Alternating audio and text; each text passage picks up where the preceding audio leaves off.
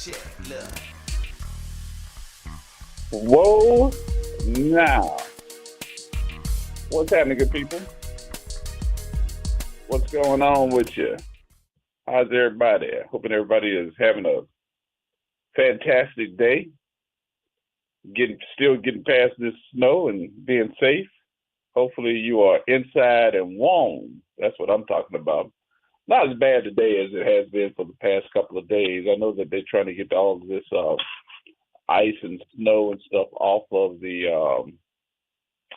highways, but that's gonna take a minute. It's gonna take a minute, no matter how we look at it, because the temperatures got to go back up, and we're hoping that that's going to be sooner than later.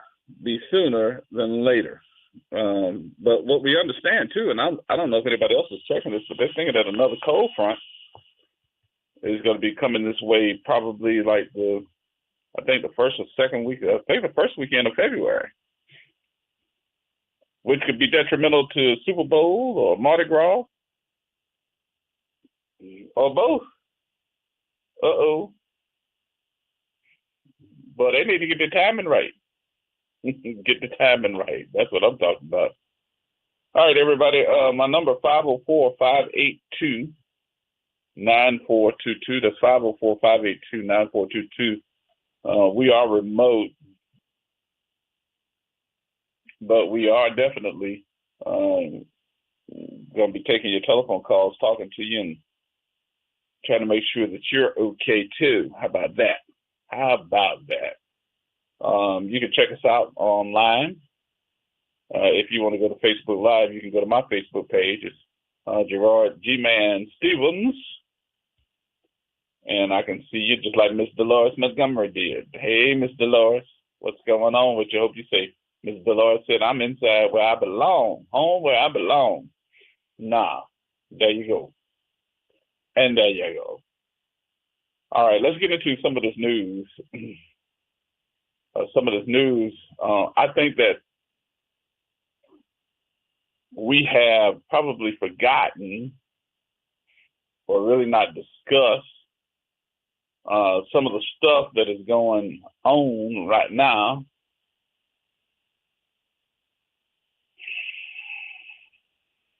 Because we got all this snow going on. But in Washington, D.C., they making moves.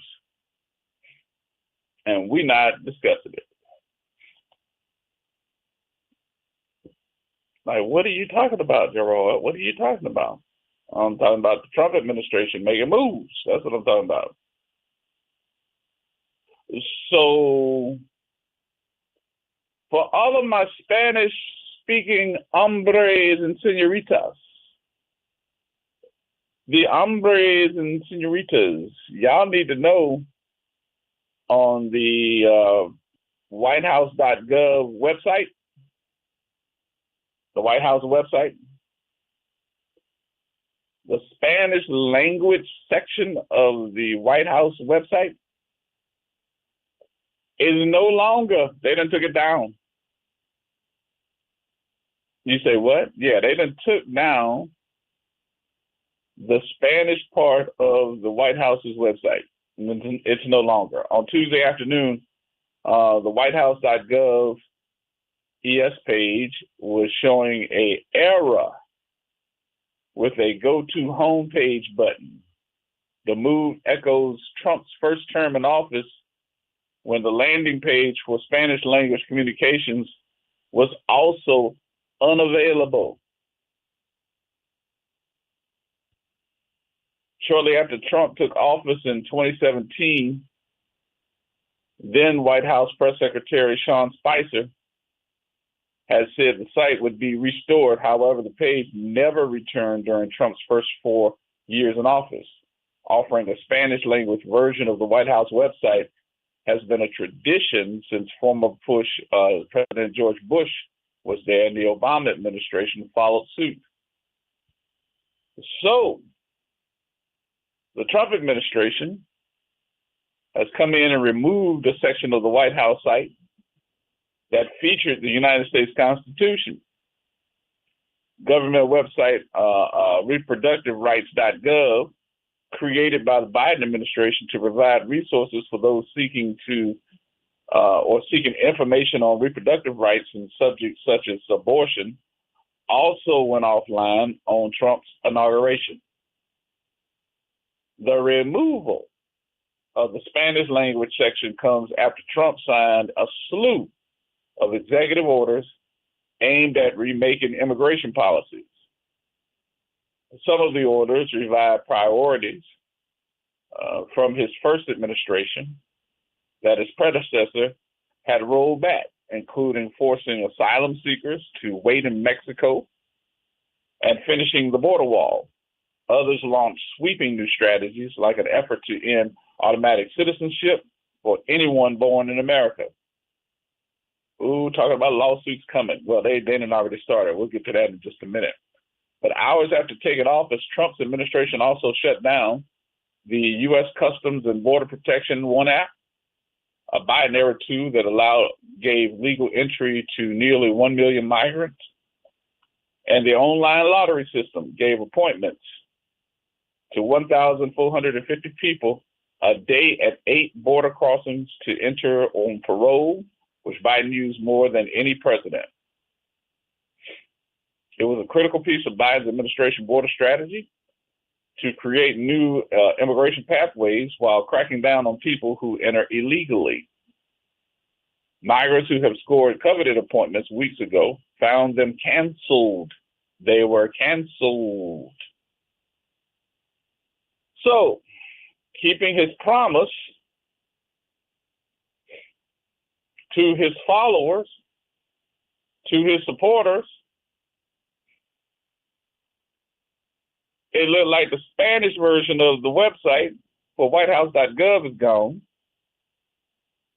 He's shutting down the appointments that people had to come over into the United States and come in here legally. Those have been canceled. And it also looks like you're not going to be able to come across and be a part of this at all. Shut it down, shut it down. He must have been talking to Chuck D and Flavor Flav. Shut it down, shut it down. It's gone, Robin, it's gone.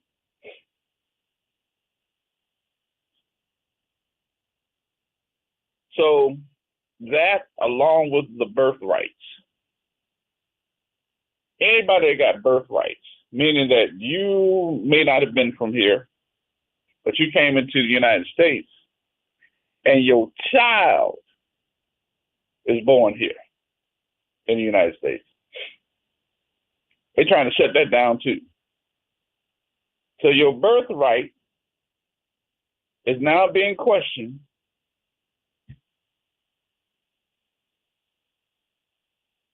because they're going to try to take that away from you.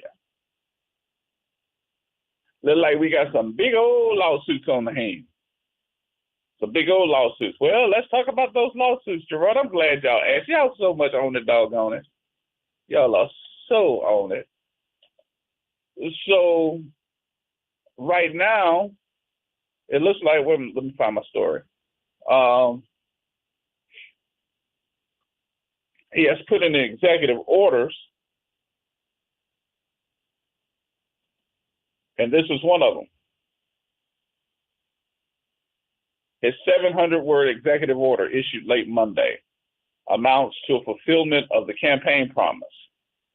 But whether it's going to stand or not is the question. Attorneys general from 22 states sued Tuesday to block President Donald Trump's move to end a century-old immigration practice known as birthright citizenship, guaranteeing that U.S.-born children are citizens regardless of their parents' status.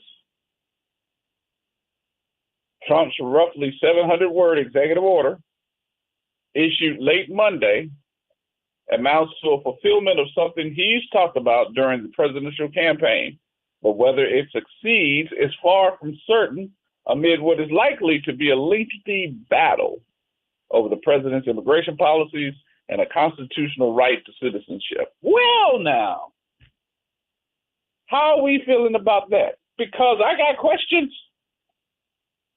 Let me throw my hand up first. I got questions.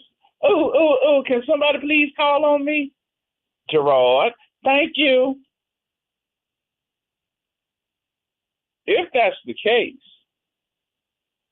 and you're trying to go back to say that people that are that were birthed here, that aren't from here, their parents aren't from here, you're trying to take away their birthright citizenship, right?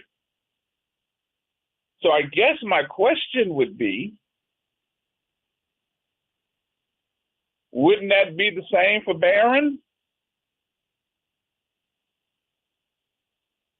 And he about to be the center for somebody's basketball team. Wouldn't that be the right same for him? Because Melania ain't from here.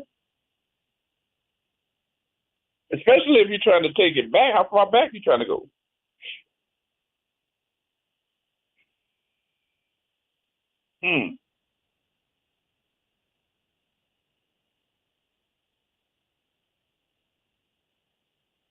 Now, I'm trying to think to myself. I said, self, that's going to be a little issue. Not an issue, but an issue. Is you right or is you wrong? Is you going to succeed or is you going to fail? That's going to be an issue. A big issue. So we shall see. And what y'all think? Birthright, should you have the right to say that your child belongs here and is an American? If you here illegally,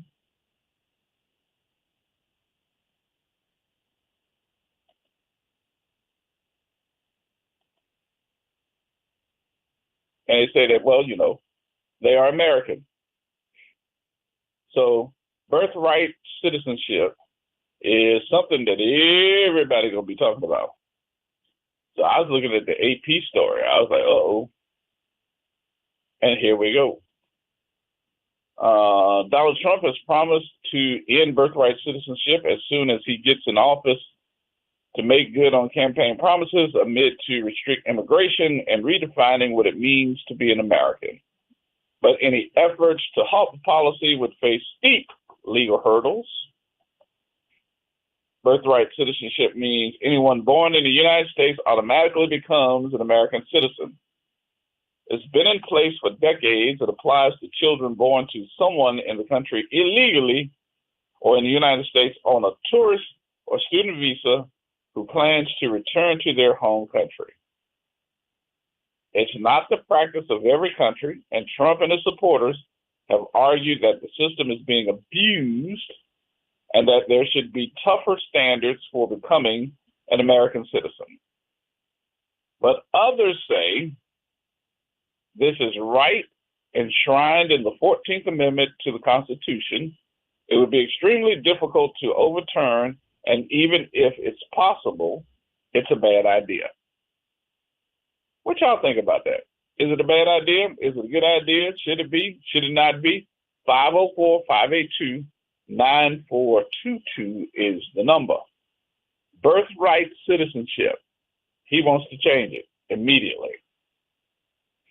And has already put together the executive orders to do so, even though he got a lot of lawsuits, 22 so far, 22 lawsuits. And how far will he be able to go back?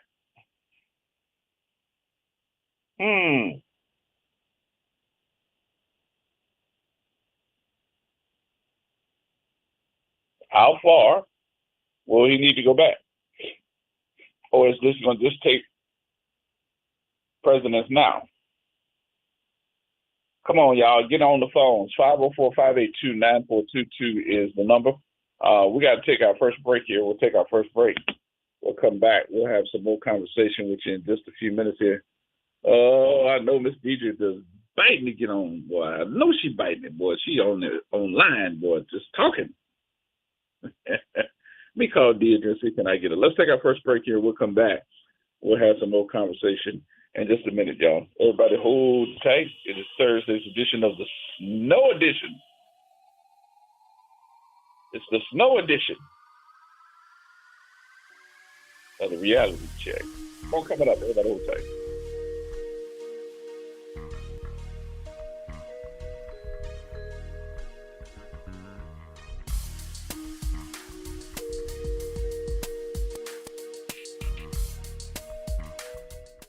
Trying to grow your business or increase traffic to your location? We can help. WBOK 1230 AM has a number of solutions that will meet your individual needs. Give one of our consultants a call today at 504-582-9420 or email us at info@wbok1230.com. And remember, an investment with WBOK is an investment in our community. Call today. NOLA Public Schools' main round enrollment for kindergarten through 12th grade is now open. With 73 schools available through the NOLA Public Schools Common Application Process, or NCAP, finding the right school fit for your family is easier than ever. List up to 12 choices to maximize your chances and apply by January 24th. We're all in, and we hope you are too. Apply today at enrollnolaps.com. That's enrollnolaps.com. The National World War II Museum. Located in the Warehouse District of New Orleans, the National World War II Museum tells the story of America's experience in the war that changed the world, why it was fought, how it was won, and what it means today. Visit them online at www.nationalww2museum.org for time tickets and safety information. Visit DePaul's new Algiers Health Center at 2801 General de Gaulle Drive to receive primary and preventive care for both adults and children. Services also include behavioral health, imaging, and on-site pharmacy, vision, Medicaid enrollment assistance, and more. For appointments, visit DePaulCommunityHealthCenters.org or call 504-207-3060. Welcome to Liberty Bank and Trust, where your financial journey transforms communities. Since 1972, our customized banking solutions power your dreams and fuel your community growth. Every dollar you invest with us circles back to empower more people, ensuring opportunities for generations. Join us at Liberty Bank. Together, we empower possibility. Visit libertybank.net to start banking with purpose. Liberty Bank, there's freedom here. Making a difference in the community. WBOK 1230 AM.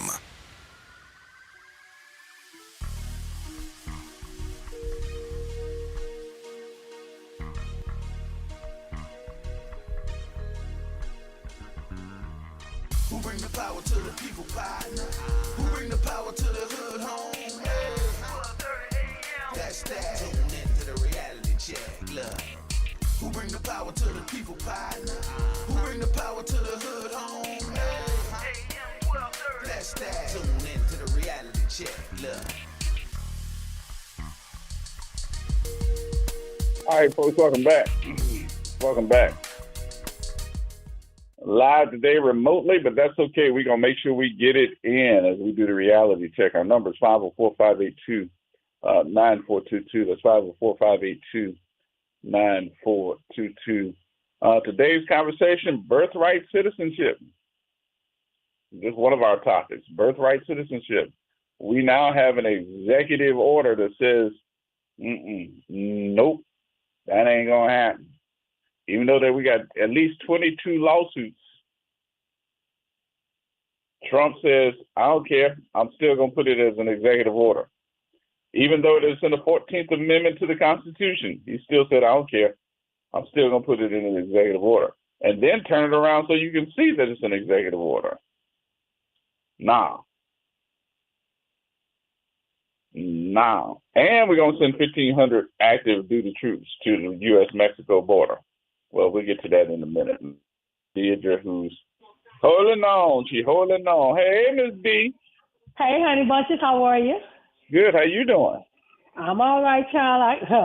I'm going to be all right. That's what they keep telling us. We're going to be all right because we didn't live like this before. Not in my lifetime. Well, happy belated birthday. Thank you. I already got my present, baby. Gonna put that snow on us real good and thick too. Oh, hallelujah, hallelujah. Yeah, you're so funny. Let me go to this birthright citizenship, meaning that just because you were born in the United States, don't necessarily mean you automatically are a citizen. Well, that's in the Constitution, so I don't know what he's gonna do about that. But I guess he can do a fiat, bring y'all to court. But I just got to keep reminding y'all, whoever wants to go to court, he has 6 of the 9 Supreme Court justices on his team. So going to court, all right, go ahead. I don't know what good it's going to do you, but go ahead. For the next 4 years, well, the next 2 years, really, he is going to run havoc over this land. And I don't know after the 2 years that we're going to be able to get anything back, because what they're dependent on is when they do the mid-season, then Democrats will wake up and go to the polls and vote like they should have voted in November. Mm-hmm. It's going to be bad. It's going to be bad. And all the things that he's cutting, you're out of the World Health Organization. You know how important it was to be connected with that when we had Ebola and COVID is still here. So if you're not there, you're not changing ideas and exchanging ideas with world scientists who are also on the front end of combating these things. You're out of it. You canceled the climate change in Paris, the Paris Accord. That's over. So we don't mind. So when you get sick from breathing in bad air and living on bad dirt, then you're not even going to have a way to get out of it by going and get yourself some health care. So I guess that's next, because I think he's getting ready to do Obamacare in. Like 24 million people are dependent on that. Well, that's about to be over, baby. So you're going to go back to dying in the streets. And well, we don't have charity hospitals. So I don't know what you're going to do. Guess you're going to just die in the street. You don't have insurance. Oh, well, that's what happens when you don't vote. Like I said, poor people should be the first ones at the poll. They should put their house by the poll. Because it's always about you. It's always about you. All of these things he was going to do. Eggs cost me $12 the other day. I thought the Fuhrer was going to lower the prices when he got in. Well, maybe when he gets through worrying about the Biden crime family, he'll get around to that. He let loose the felons. What cost you $12? Eggs, yeah. At Robert's, we went to Robert's the other night right before the storm. And the dozen of eggs was $10.99. Wow. So we bought the 6, and the 6 was $6 and change. Man, that's But hey, I said, do they have gold in them, baby? What you think? Do they crack themselves? Do they replenish in the cartons? What happens? Why are they so high? Yeah, I just had to know. But these are the things that we voted for, and if you didn't vote, you voted for this. Okay? Mm-hmm. Because she put the black people in jail. White people put the black people in jail too, and they kill them and walk away with it. Okay? She put people in jail who was guilty.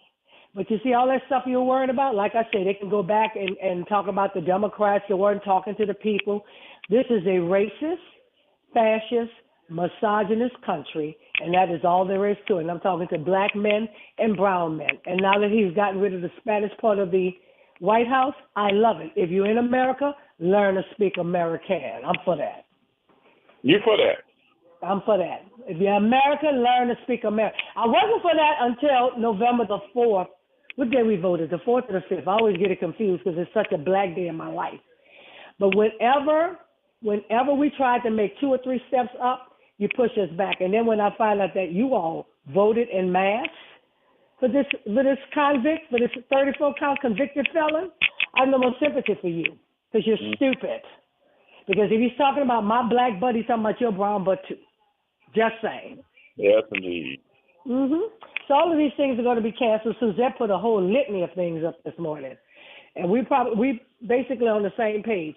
When you don't vote, and I keep telling you, if you're not at the table, you're on the menu, and black people stay on the menu because we're never in unison. Some of us will go today. It's like when I was teaching school in the ghetto schools, and I have a PTA meeting. This week I get 3 parents, but the next time I have it, another 3 parents are going to come. Not the same 3 that came before. You see what I'm saying? We're never in unison. We don't have a consensus. We don't need no leader. You're grown up. You ought to do what purports your life correctly. And the only thing that's going to help you out of this is voting. And when you don't vote, you're in trouble. and I'm worried about Essence Fest. If I get it, who's coming? Yeah, I'm just worried about, what are they going to do with because one of the executive orders was to get rid of all federal folks that have DEI under their name. DEI is gone in federal places. DEI is gone in corporations.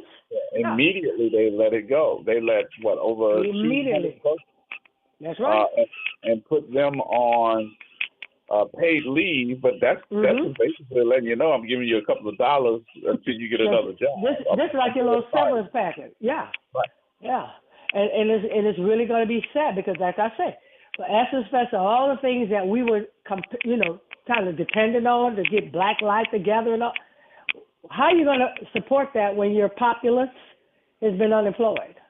Because a lot of these DEI jobs, and these were not jobs given to people just because they were Black or brown.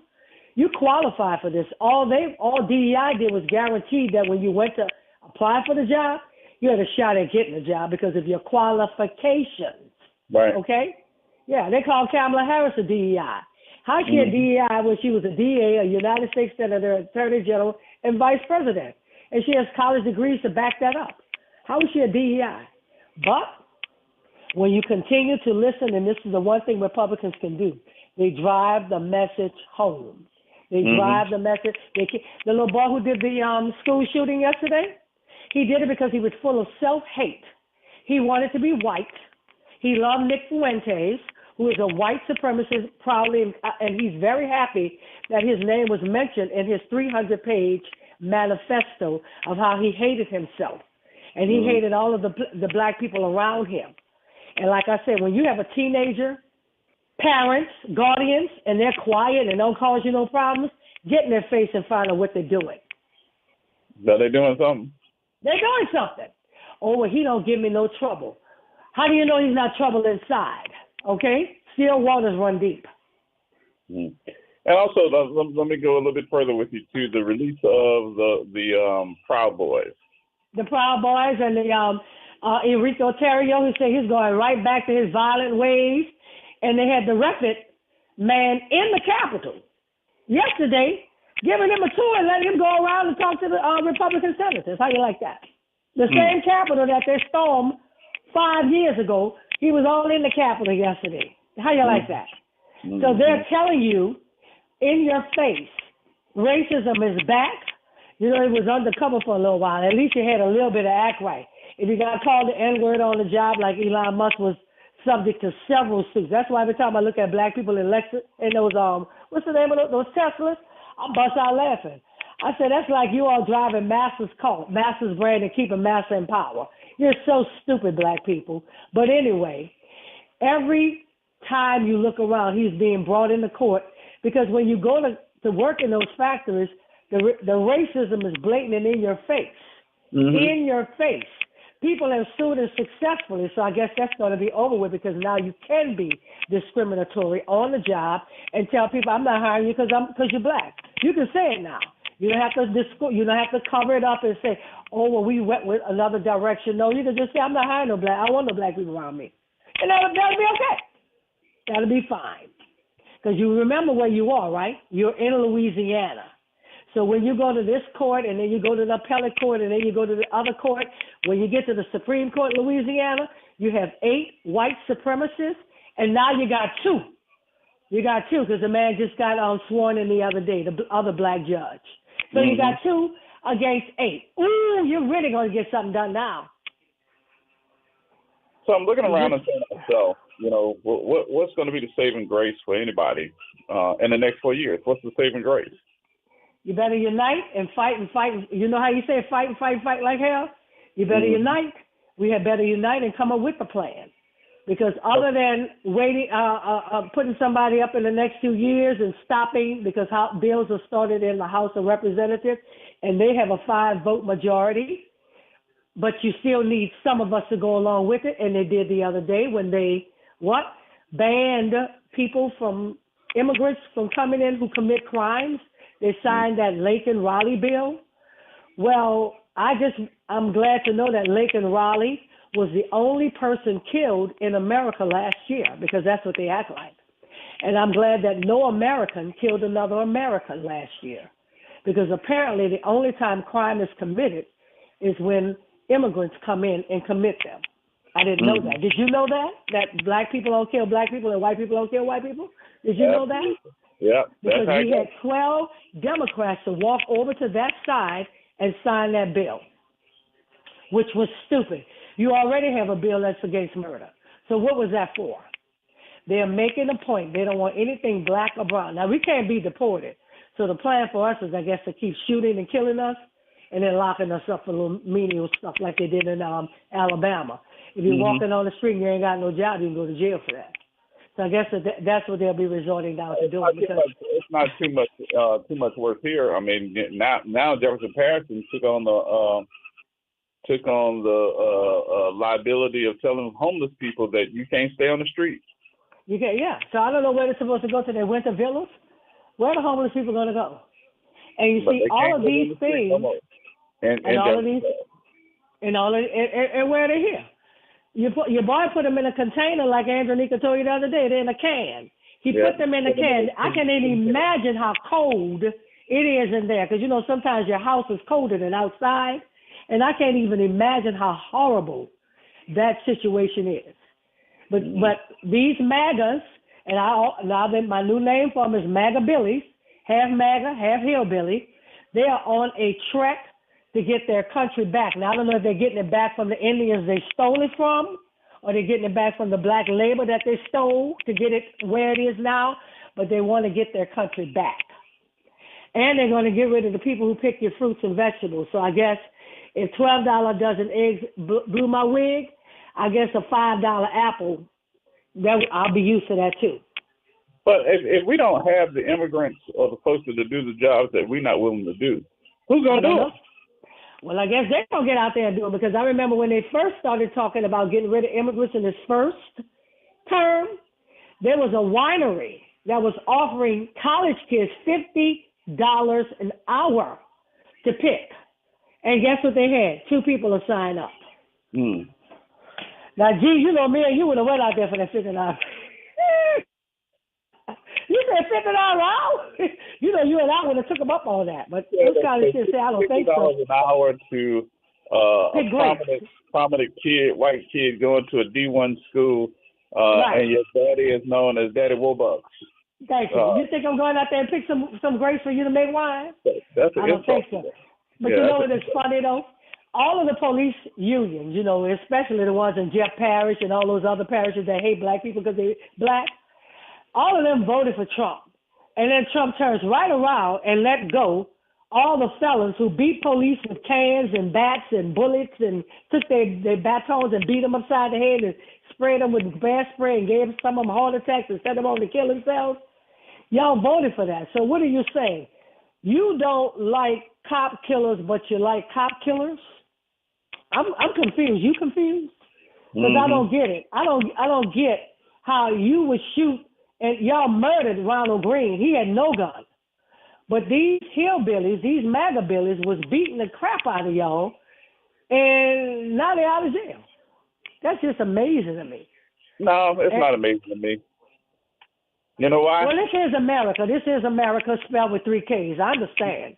No, now if it was us that was doing all the beating, yeah. Oh, well, Joe Scarborough told you, the day we'd have walked up them steps, we'd have got shot in our faces, so it wouldn't have been all of that. The insurrection would have been over with in 15 minutes, so we'd all been shot down dead. They'd put helicopters on us. The ones that they couldn't shoot in the face, they'd have shot them overhead. Oh, that would have been over 15, 20 minutes. Swept your black butt up, and then opened the camera back up, and then went right on with the election results. But as far as the I guess the saying that I'm looking for, it would be they don't eat that meat, baby. They don't eat that meat. They don't eat what? They don't eat that meat. You know? Yeah. They don't eat that meat, so they're not gonna eat their own. No, they're not. White dogs don't eat white meat. That's what they tell me. And they are not going to do that. But if it had been reversed, if it had been us, like I said, the insurrection would have lasted 15, 20 minutes, enough for them to sweep us up, put us in the back of them vans and roll us out. Put us in a mass grave, and that would have been the end of that. Okay? But when you see white skin, you treat things just a little bit differently. I'm looking at it all the time. Our white boys talk back to the police and drive off, and nobody gets shot in the back of the head. How you like that? I'm saying, wow. And all you got to do is just be in the car and be black, and you get shot. They got a Supreme Court thing going on now where the son got shot when the police was just shot into the car because he drove off. I didn't think driving off was a capital offense, but apparently when you're black and brown, it is. And you notice that most of your police shootings are done by Hispanic surnames. I just find that curious. Yeah. By what? Hispanic surnames. Oh, okay. Surnames. Yeah, Hispanic surnames, yeah. So I'm assuming that you're Hispanic if you got a Hispanic surname. So all that camaraderie we was having with the black and the brown and all that, y'all better rethink those thoughts. Just saying. Well, I'm trying to figure out how and what will your new Secretary of State now look at it, because he's Secretary of State, Mark Rubio. What is he going to say? Nothing. What did he say before? He's Cuban. And the Cubans think that they're better than all of the other Hispanics. And they left Cuba because of Castro wanted to unite everybody, the black and the brown. So the white Hispanics left. They hate being called Latinxes. I call them Latinxes because they hate it. Yeah, they left. And so they still have this thing where we're better. We don't want to go into, this is why Enrique Tarrio is so prominent in the Proud Boys, because we don't want to be aligned with those dark people because they're not as good as we are. And they're as racist as white people here. Yeah. They're as racist. And now he's trying to take credit for the Gaza thing. You can't take credit for that because Joe Biden's been working on that since its inception. Mm-hmm. But if you sit here and listen to him long enough, you'll believe that he was the one that manufactured and got all of the people to stop. And I want you to know, just because they did a peace deal doesn't mean they stopped bombing in Gaza. I just want y'all to know that. They're still killing Palestinians daily. Well, how about this black pastor that was at the inauguration that buffoon, huh? That buffoon. And also using the I Have a Dream speech. Yeah. Well, we got those times. We got them Sambos. You're going to have them. I don't care, because you know what they say? It's better to be on their team, than to be against it. I'm going to remind you, Malcolm, Medgar, and Martin died what? Broke. Okay? Byron Donalds is not going to die broke. Tim Scott not going to die broke. Mm-hmm. It's better to play nice and get along with those white racists and hope that they'll drop you a few crumbs off the table. Me, on the other hand, I don't play that game. I'll starve before I relinquish who I am.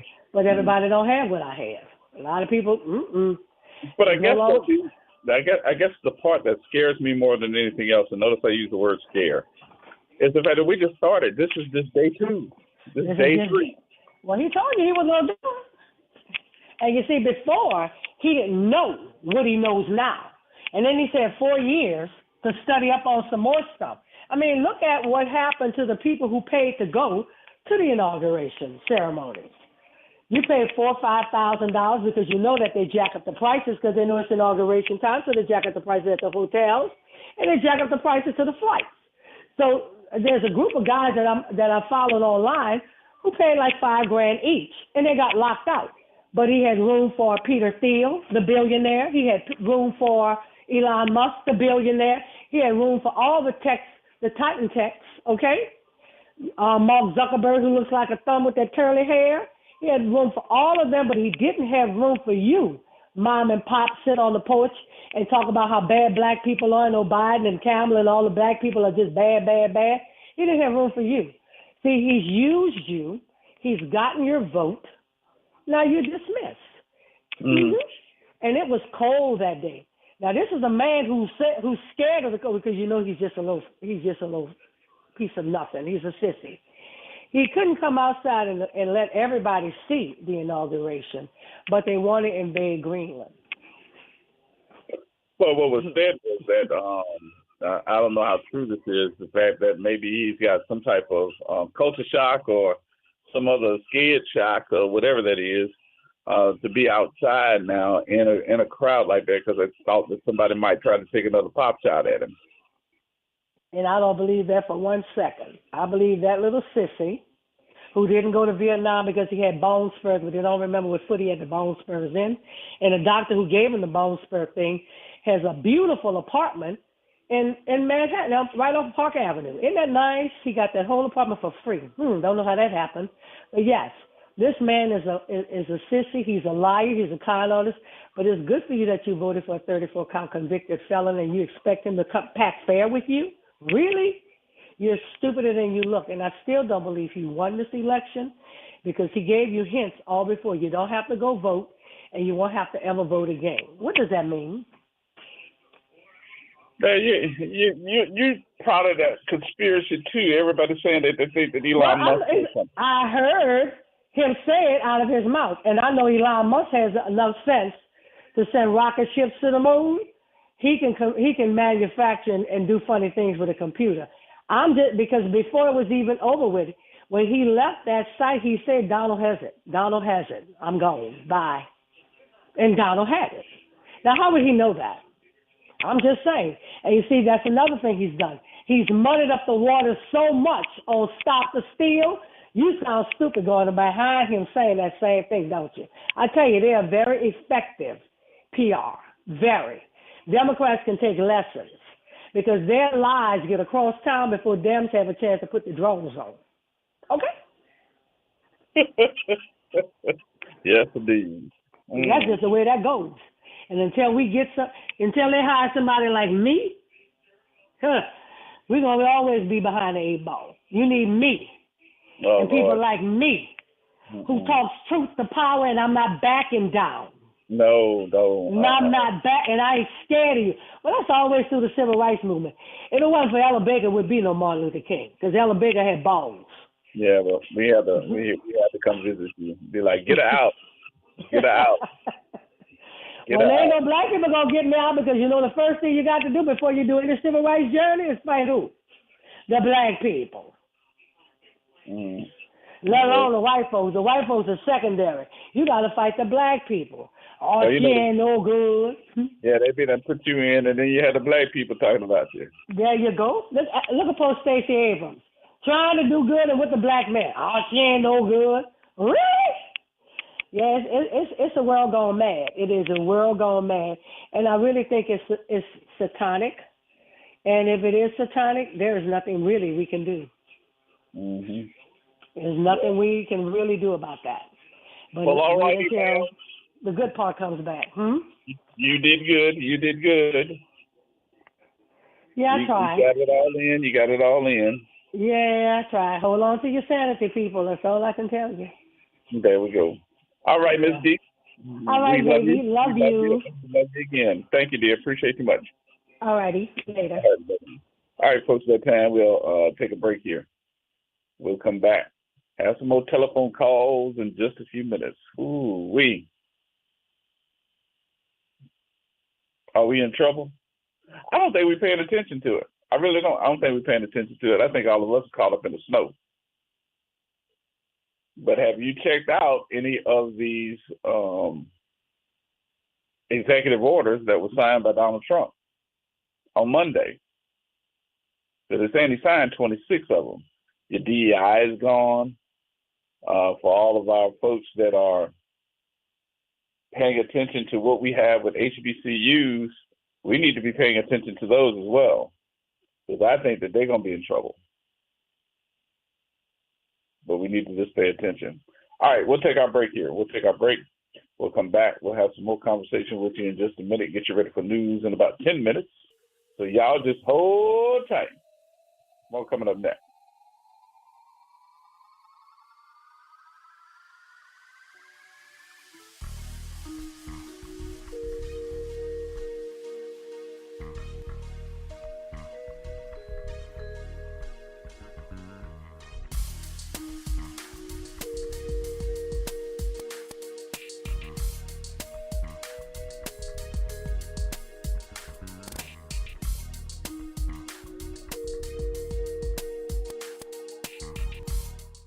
Norman Robinson is back. Can you hear me now? And he's taking no prisoners. Can you hear me now? Each weekday, Norman Robinson brings you commentary with Off the Top. The incident was shocking, disturbing, disgusting, disappointing, and sad. Each weekday, Off the Top with Norman Robinson is heard exclusively right here. It's Off the Top with Norman Robinson on WBOK 1230 AM. The New Orleans Jazz and Heritage Foundation is the nonprofit organization that owns the New Orleans Jazz and Heritage Festival presented by Shell. With the funds generated from Jazz Fest, the foundation invests in Louisiana communities through economic development, cultural enrichment, and free educational programs. To learn more about the New Orleans Jazz and Heritage Foundation, please visit us at www.jazzandheritage.org. Saints of God, it's time for us to tell you the truth. It's time for you to start your 21-day challenge. Don't take another day. Do it right now. Call 504-701-4711. That's the Whole Water Stove, Pastor David Impartan Sr., the host of Change Your Water, Change Your Mind. This is the water that's designed to change your body, the way you think, the way you act, and the way you look. Why don't you start your 21-day challenge today? For $35, you can start it right now. Call me so we can set up your appointment. 504-701-4711. That's 504-701-4711. Change your water, change your mind. Hello, I am Bishop Fred A. Caldwell Sr., host of the Know Your Bible International radio broadcast, which is heard here on WBOK 1230 AM each Sunday morning at 8 o'clock a.m. So join me here for a blessing, won't you? I see the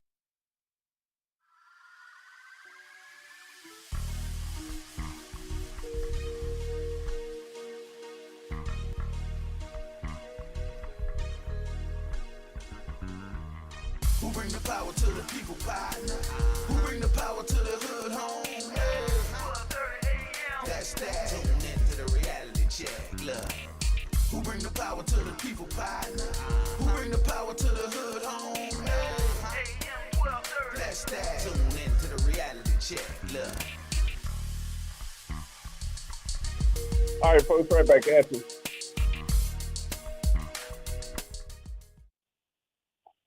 So we're talking about all the changes that we got going on, and hell, it ain't even February here. Are you all ready for some of the changes that are coming in, the new laws that are coming up, executive orders that are going in place, even changing the name of the Gulf of Mexico to the Gulf of America? What? Yeah. Can the president change the name of the Gulf of Mexico to the Gulf of America by renaming the body of water,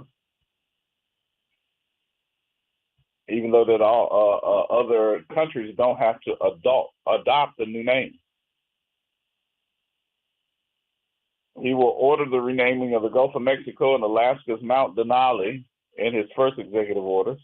Spokesperson Caroline Levitt said on the social media platform X that the Gulf of Mexico will be renamed the Gulf of America, and Denali, the highest mountain in North America, will revert to Mount McKinley, its former name, until the Obama administration changes in 2015.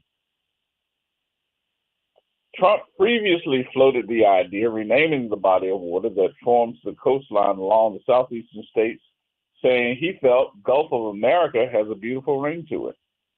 As President Trump can take the action to rename the body of water, although other countries don't have to adopt the new name. The renaming is to honor the American greatness, according to the preview of the orders posted online by Trump's incoming press secretary. So can he do it?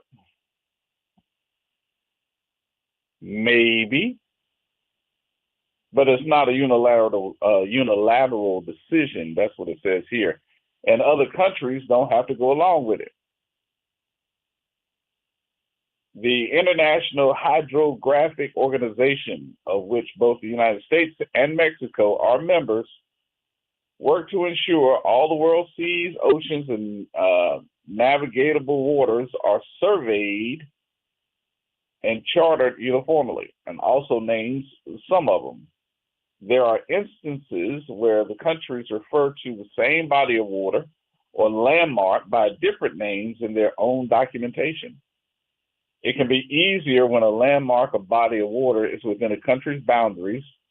And in 2015, then President Barack Obama approved an order from the Department of Interior to rename Mount McKinley, which is the highest peak in North America, to Denali, a move that Trump has also said he wants to reverse.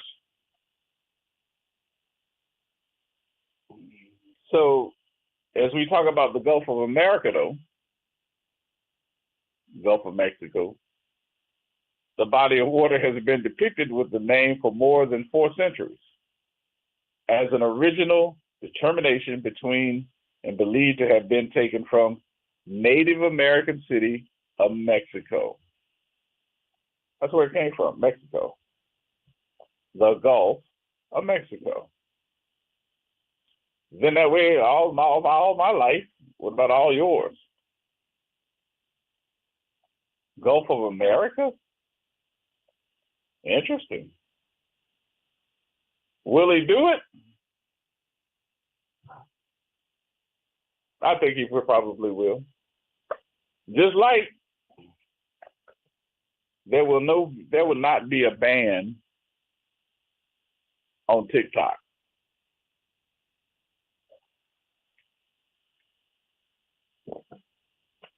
There are too many people making money on TikTok. There will not be a ban. 170 million people on TikTok. And you trying to tell me that they're going to get rid of it?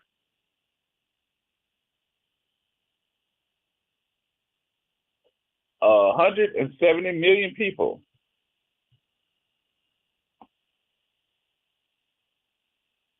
are just basically going to go, ooh.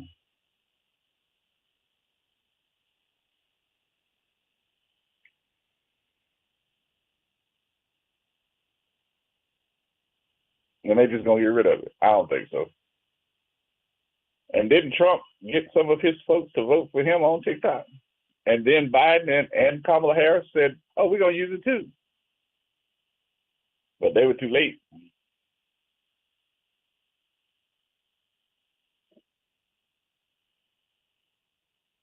They were too late.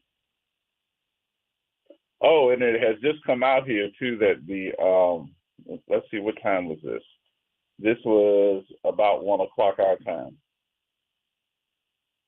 Just about 12:45.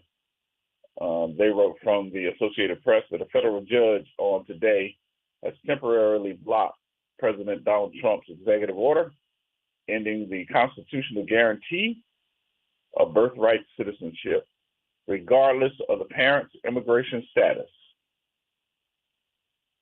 The United States District Judge John C. Connor ruled in the case brought by the states of Washington, Arizona, Illinois, and Oregon, which argue the 14th Amendment and Supreme Court case law have cemented birthright citizenship. The case is one of 5 lawsuits being brought by 22 states and a number of immigrants' rights, those immigrant right groups across the country. The suits include personal testimonies from attorney generals who are U.S. citizens by birthright and names pregnant women who are afraid their children won't become U.S. citizens. Signed by Trump on Inauguration Day, the order is slated to take effect on February the 19th, and it could impact hundreds of thousands of people born in the country, according to one of the lawsuits. In 2022, there were about 255,000 births of citizen children and mothers living in the country illegally, and about 153,000 births to such parents, according to the 4-state suit filed in Seattle. The United States is among about 30 countries where birthright citizenship, the principle of jus soli, or just right of the soil, is applied. Most are the Americans, Canadians, and Mexico among them. The lawsuits argue that the 14th Amendment to the Constitution guarantees citizenship for people born and naturalized in the United States, and states have been given interpreting the amendment that way for a whole century. It was ratified in 1868 in the aftermath of the Civil War, and all persons born or naturalized in the United States and subject to the jurisdiction thereof are citizens of the United States and the state wherein they reside. We got more of this coming up in the 2 o'clock hour. We're going to take our break here, get you ready for some news, come back and have some more conversation with you, call some folks, see what you think, but also talk about this melting of the snow. Yes, indeed. More coming up, y'all. Everybody hold tight. It is, what is today, Thursday? Yeah, Thursday. We got more coming up in just a minute. Everybody hold tight. News is next.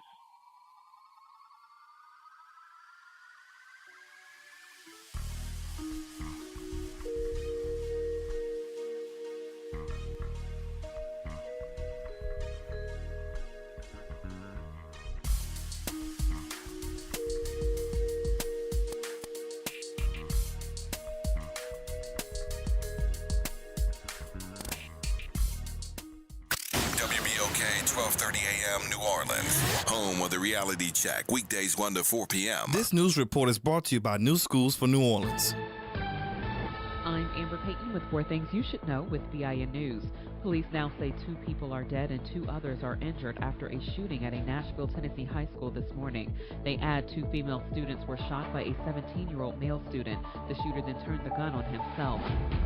Black Los Angeles Mayor Karen Bass is issuing an emergency order to prepare burn areas for rain, directing crews to clear debris, shore up hillsides, and protect the stormwater system from fire-related pollutants. Refugee flights to the U.S. have stopped after President Trump suspended the State Department's program, leaving thousands of Afghan refugees, including vetted ones, at risk.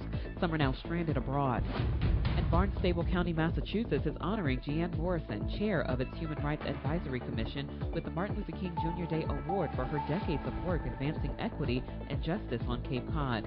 I'm Amber Payton on the Black Information Network, your home for Black News First.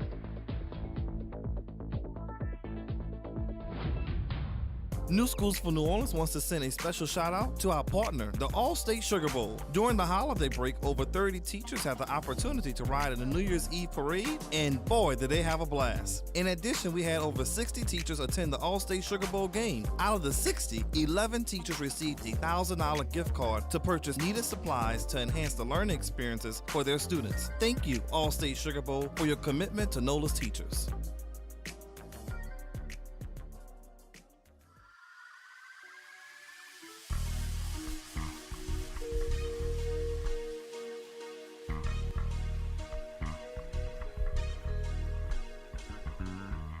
Who bring the power to the people, partner? Who bring the power to the hood home? Hey. That's that. Tune into the reality check, look. Who bring the power to the people, partner? Who bring the power to the hood home? Hey. That's that. Tune into the reality check, look. All right, folks, welcome back. Welcome back. Second hour of the reality check for Thursday afternoon on remote location, but the number's still the same if you want to call in at 504-582-9422. 504-582-9422. Taking a look, and I just went through some of the Orleans Parish stuff for closures, Jefferson Parish stuff for closures and openings.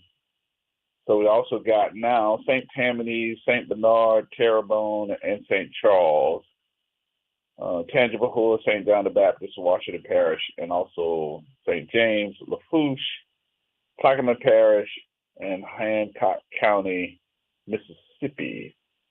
It's a whole lot of information, so pay attention, because I don't want to have to keep repeating it over and over again, but I do want to give you the information for those that are listening. So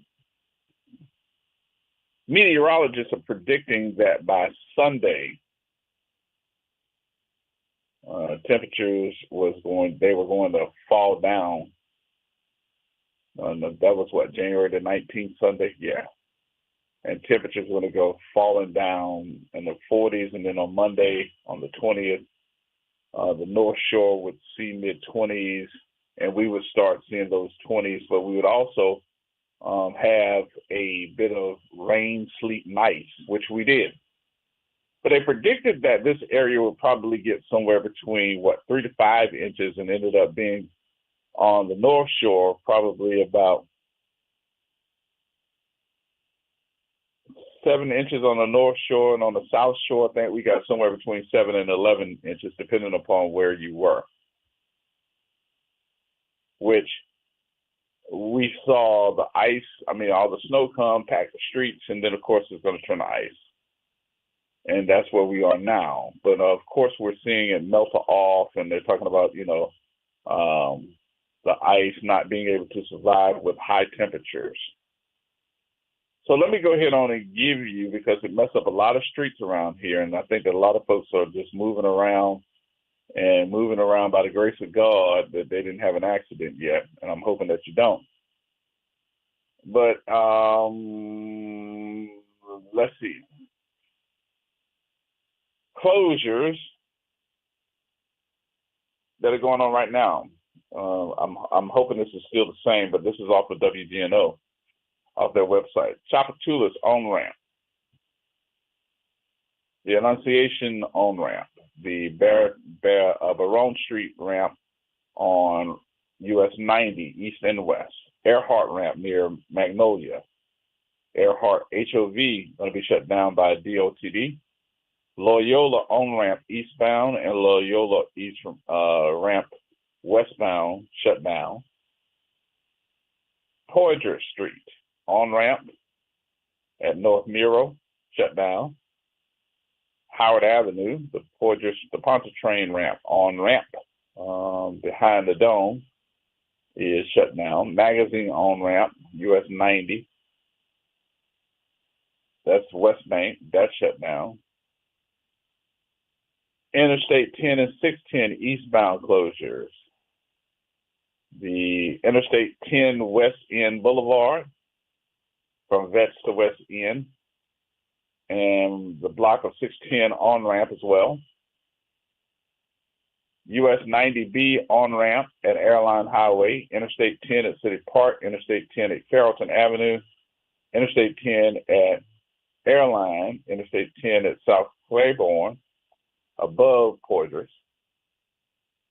Interstate 10 US 90 at 10 West and 10 East Split, Interstate 10 Tulane Avenue at South Robertson, and Interstate 10 North Claiborne at St. Philip Street. Interstate 10 and North Claiborne between St. Bernard and Annette, Elysian Fields at North Miro at Interstate 10, Claiborne Overpass East and West, Orleans on-ramp, the Interstate 610 at Franklin Avenue, Louisa Street, Chef Highway east and westbound, and Morrison at I-10. Also in the east, Crowder Boulevard at I-10, Reed at I-10, Bullard I-10 east and west, and the I-510 at Interstate 10 east and west. All shut down. Mizzou, east and west at I-10, Highway 11 at I-10, Canal Street Boulevard at 610, St. Bernard at 610, Gentilly Boulevard at 610, North Broad at 610, Elysian Fields at 610, the high rise eastbound at Louisa, and the high rise westbound at Chef. All that says it was shut down. Curfews that were put in place, we need to find out if they've been lifted. Lafourche Parish said they have lifted their curfew. Residents will be asked to travel limited on the roads. And St. Bernard Parish, starting at 6 p.m. on Wednesday, January 22nd, until noon on today. Of course, that's expired. They had a curfew. And the curfew for St. James Parish has been extended for 24 hours. Officials are asking that the public to make a situation where they have to be, don't make a situation where you have to be rescued. Now, for school closures,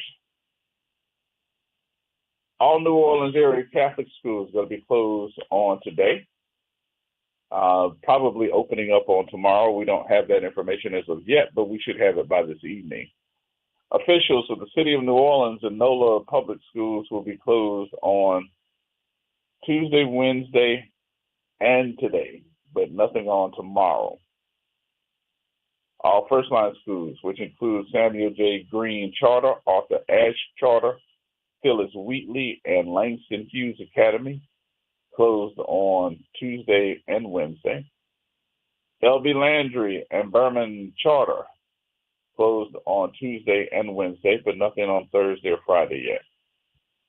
So we shall find out.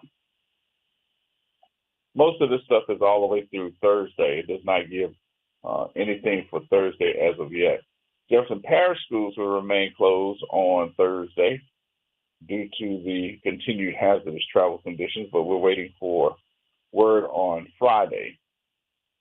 St. Tammany Parish schools as well. Lake Castle Slidell Private School closed on Tuesday, Wednesday, and Thursday, but nothing on Friday yet. St. Bernard Parish closed due to the weather. Terrebonne closed due to the weather. And St. Charles Parish closed today due to the weather, but nothing for tomorrow. We'll find out, hopefully by the time that we get ready to call it a day, that this will be something that, we'll be able to update for you, hopefully. Yes, indeed. I was going through some of my other political stuff and thinking about where we are as a community. And I need to find out, did I ask a question when I came on? Did I ask the question for everybody that is going through this stuff? I need to ask that question. Are y'all all right? Everybody all right? I hope I asked it because usually I'm be like, well, now what's going on? How's everybody? Blah, blah, blah. But I just want to know, y'all all right?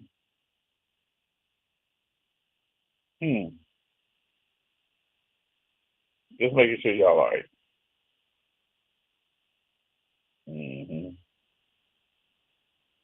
All right, my number 504-582-9422. Just in case.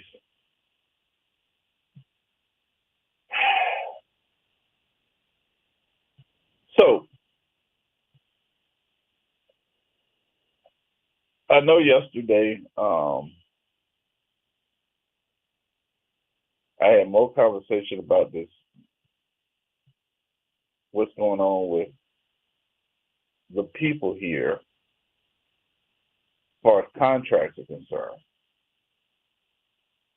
Why were we going looking for a company to plow our roads when we should have had somebody here being able to put some of this local work to work and be able to plow our own roads? Since we got $168,000 to spend. And I know that's what I did.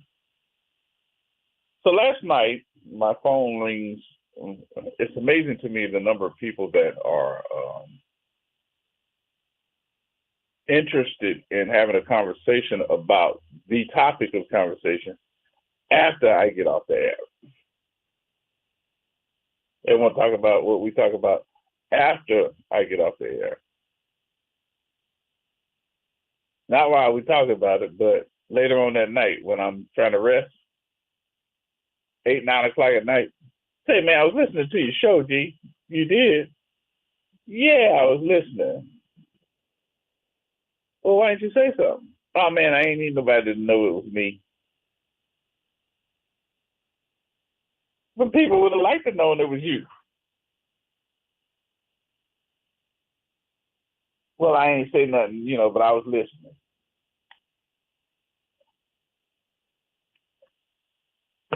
Okay. I just wanted to take a few minutes of your time to talk to you about it. Man, I'm done. I just wanted to tell you you were right on. You hit the nail right on the head.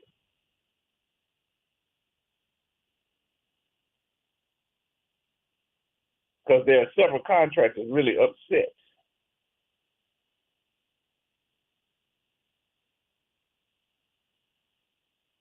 I said, they upset. Mm-hmm. Did you read the article that was in there about Torres? I was like, yeah, it said Torres went down there and asked for the contract, and he got the contract.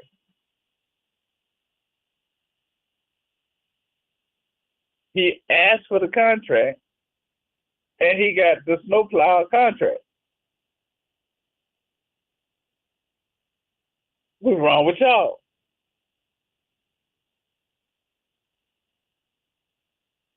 What were we supposed to do? Were we supposed to go down there and knock on the door? Hello, who is it? It's me, Mr. Contractor. What you want here, Mr. Contractor? I want to shovel your snow. You want to do what? I want to shovel your snow. Do you know how to shovel snow? I almost said it ass backwards.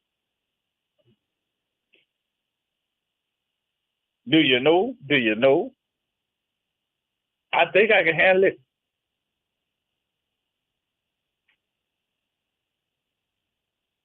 We got some bobcats.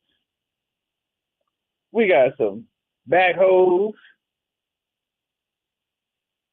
We got some front loaders. We ought to be able to get that daggone snow and get it up out of there. You got some, what kind of hose you got?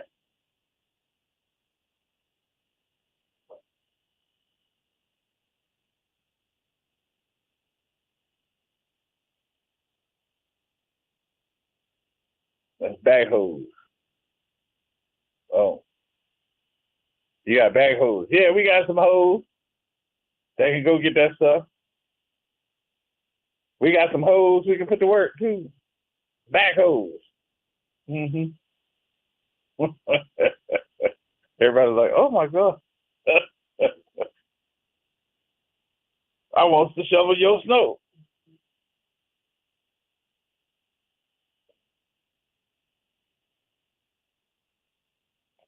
See, this is the type of stuff that I think that we need to be able to prepare ourselves for. That, I don't know if y'all heard yesterday where the sheriff was talking about we got 1,500 people in jail right now. 1,500.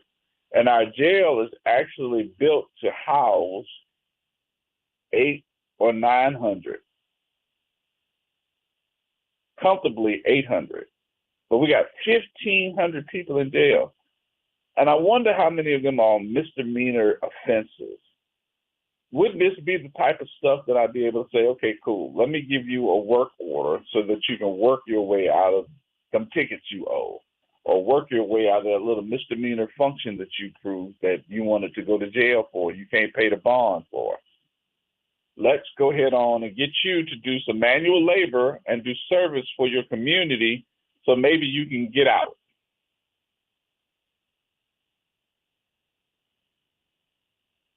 This is the type of time that I would be saving the city $168,000 by utilizing people that could trade their service to maybe get out.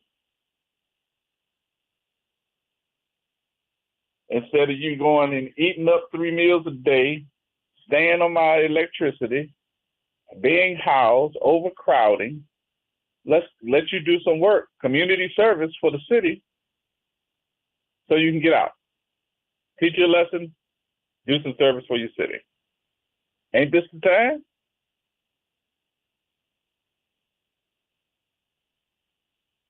Give me 20, 30 guys over here. Give me 20, 30 guys over here. Give me 20, 30 guys over here. Give me 20, 30 guys in the east. Give me 20, 30 guys uptown. Give me 20, 30 guys in the French Quarter. Give me 20, 30 guys in Lakeview. And let them be overseen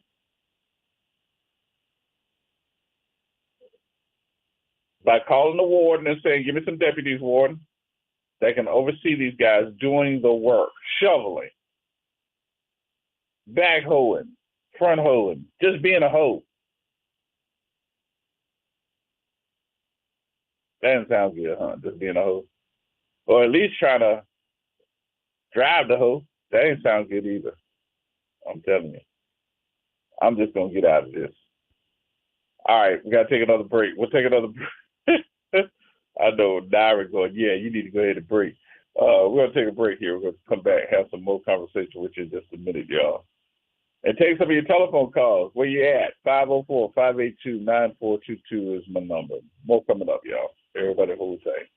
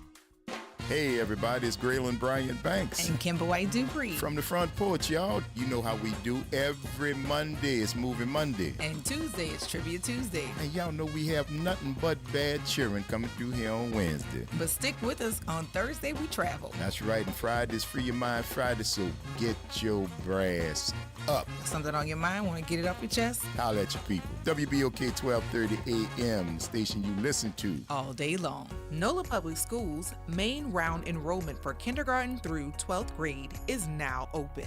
With 73 schools available through the NOLA Public Schools Common Application Process, or NCAP, finding the right school fit for your family is easier than ever. List up to 12 choices to maximize your chances and apply by January 24th. We're all in, and we hope you are too.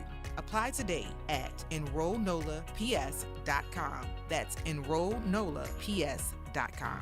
Hi, this is Arnie Filko. Let's elevate every Tuesday through Thursday from 6 to 7 o'clock p.m. as we discuss the community, the country, and the world, from politics to current events to sports. We look forward to your input and continuing the quality programming on your community station, WBOK. Join Carrie and I every Tuesday through Thursday, 6 to 7 o'clock p.m. on Elevated Conversations, the Arnie and Carrie Show. See you soon. Are you ready to make a difference in your community? Join me, Randy Chambliss, and my co-hosts Dion Dana and Barry Mallory on Helping the Village Radio Show, where we raise awareness, advocate for real solutions, and coordinate supportive services to prevent and reduce homelessness. We're connecting the dots to build stronger, thriving communities. Tune in every first and third Saturday at 2 p.m. as we collaborate with local leaders, real estate investors, and nonprofits, working together to provide hope and opportunity for those in need. Helping the Village Radio Show, empowering change one community at a time. Hello, I'm Gary Clark. Please tune in to Dr. Clark 101, The Living Classroom, which is broadcasted weekly every Wednesday at 12:30 p.m. on WBOK 1230 AM on your dial. And as always, it's been a pleasure.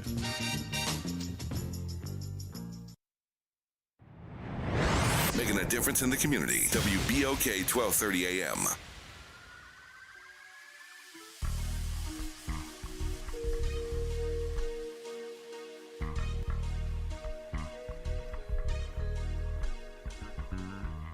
Who bring the power to the people, partner? Who bring the power to the hood home? Hey. That's that. Tune into the reality.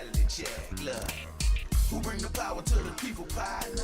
Who bring the power to the hood home? Hey, that's that. Tune into the reality check. Look.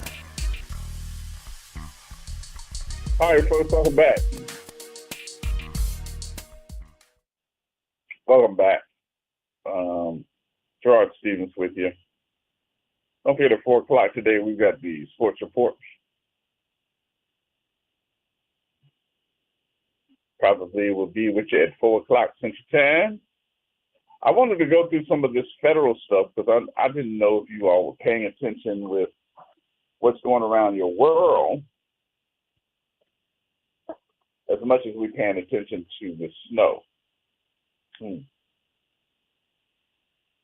nothing wrong with you paying attention to the snow. Because I know that's, immediate, that's right here, it's in your face. But I gotta tell you, a lot of this stuff that's happening on the national scene, we at least need to be having some type of conversation with it, because Donald Trump is making some pretty bad moves here already. Do you know that they are threatening to withhold federal disaster aid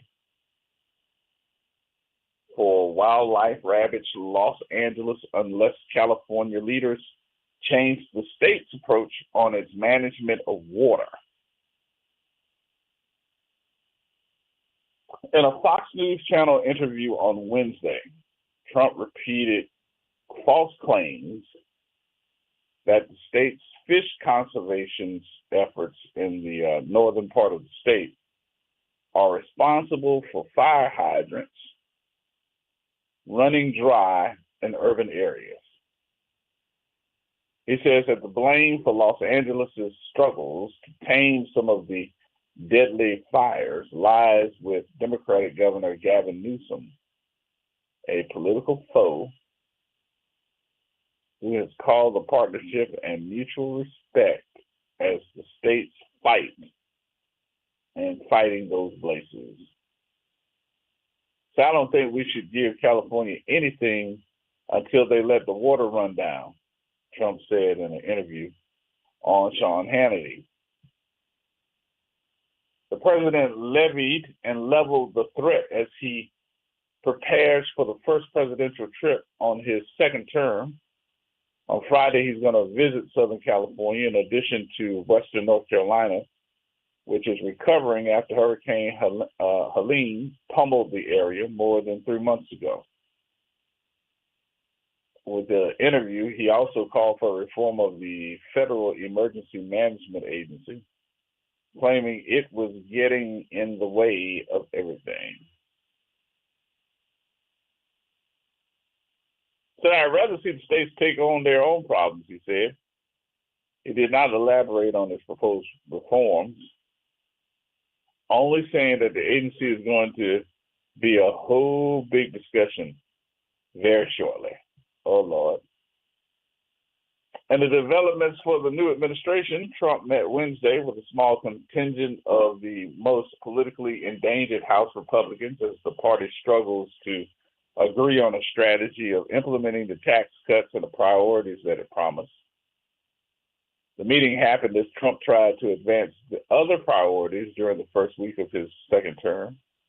Roughly 160 aides at the National Security Council were sent home while it is determined whether they align with Trump's agency.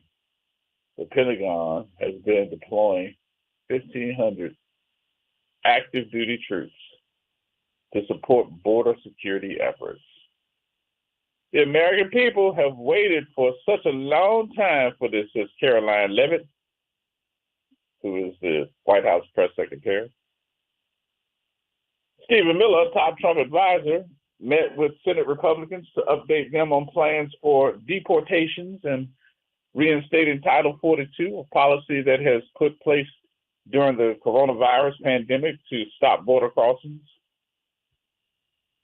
And although Republicans control the White House and both chambers of Congress, they have only the majorities of Capitol Hill, and there are disagreements on how to move forward with many issues that are on the table. I'm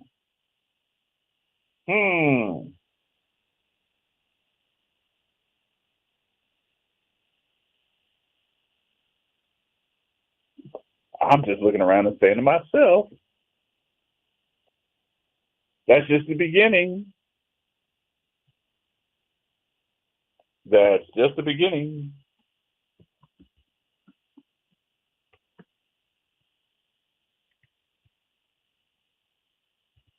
Because we're not even 30 days in.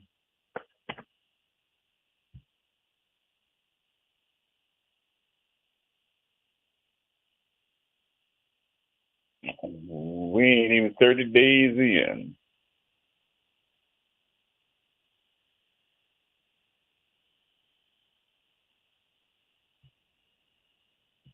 So how do you look around and say to people,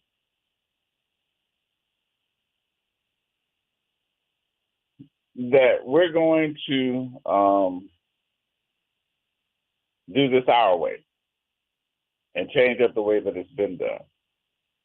And oh, by the way, the agency that is doing it, we more than likely going to get rid of them. And if not North Carolina, but if California doesn't do it the way that we see fit, we might as well just go ahead on and hold the money that we give California.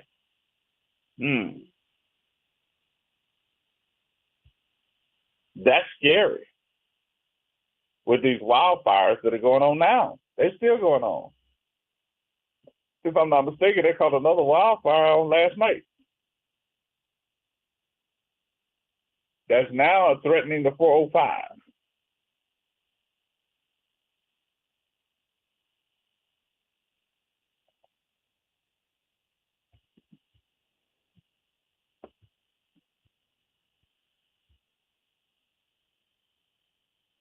Yep.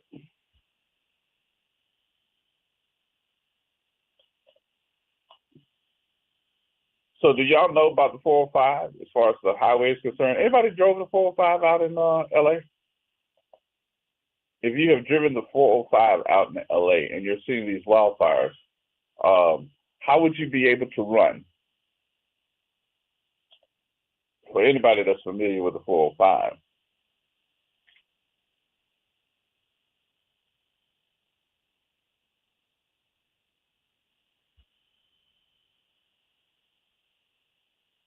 That highway, more than likely at any given time, is a traffic jam with hundreds of thousands of people on that highway. And those winds are blowing those fires closer and closer to those cars.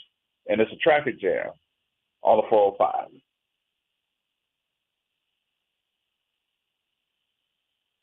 Now, the news is not going to say it the way that I'm going to say it, but if you know what I'm talking about with the 405, you probably would agree with me. And that is, Lord, please don't let that fire get anywhere near that highway. Because what you're going to do is put people in a position where they can't get out of the way of the fire. There is no moving around. There is no turning around. It's a traffic jam, and what you're doing basically is telling them folks that you're going to be baked from the inside out, that you're going to burn up. Ain't no getting away. Can't run.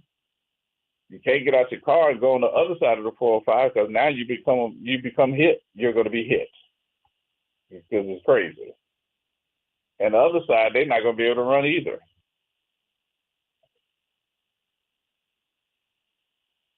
What kind of plan they're going to come up with, I have no idea. But they're going to have to come up with something. They will have to come up with something. All right, so now, as controversial as this is going to sound, it's probably in our best conversation piece to bring it up. this weekend is the DC Mardi Gras.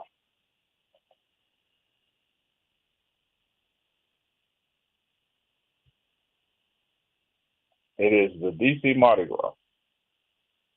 How many folks have been to the DC Mardi Gras?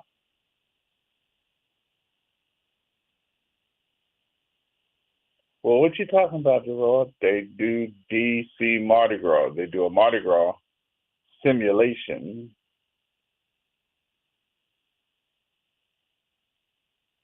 in Washington, D.C.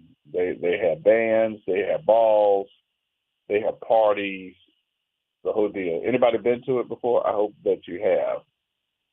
Not saying that everybody needs to go to a ball and all that other stuff, waste of money or whatever. I just want you to say that you could experience what we get ready to talk about. I actually was going to go this year. I went last year or was it the year before? I think it was the year before last.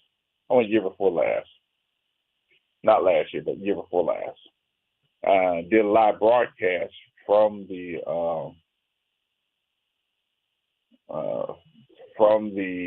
area with NOLA BA. I was with NOLA BA and did a live broadcast with them in Washington, D.C. Stayed at the Phoenix Hotel right there off of Capitol Boulevard, right across the street from the FBI building. Very nice hotel and very nice folks. Had some fun. Got a chance to walk over to the Capitol and take some photos. I'll share those with you.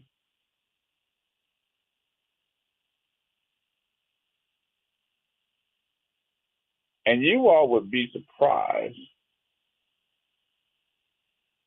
on how other people from across the country act and view Mardi Gras.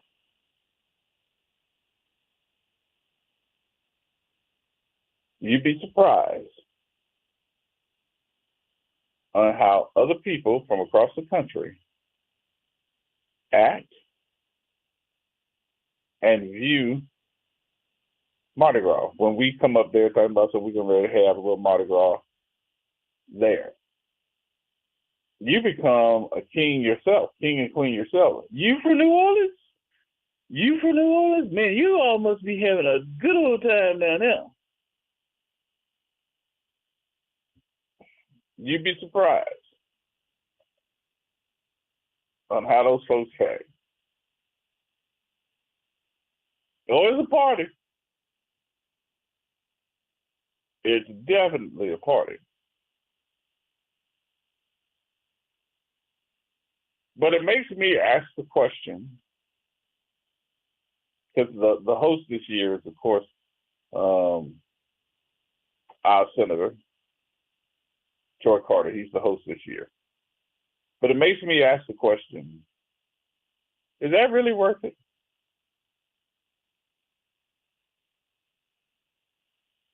Is it?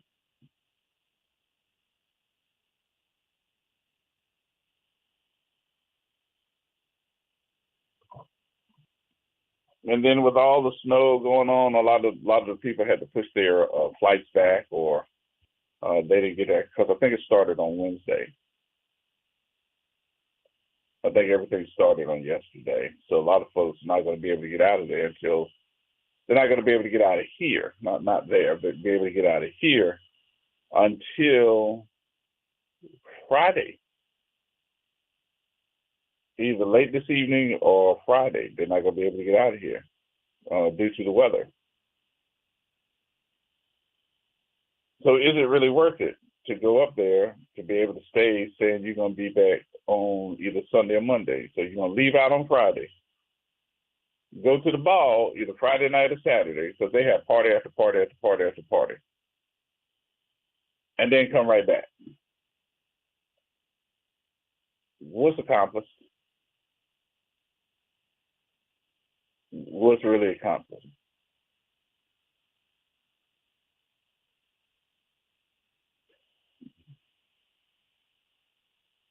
But again, I am one less soul, trying to figure out what is being accomplished by us going up there. So I didn't go this year.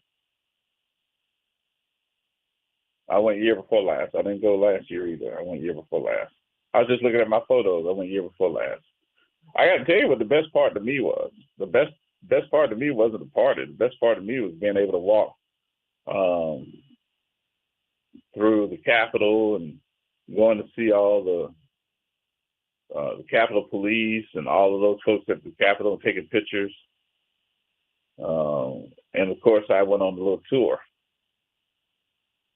Got to see all the federal buildings, the Senate, where the Supreme Court is.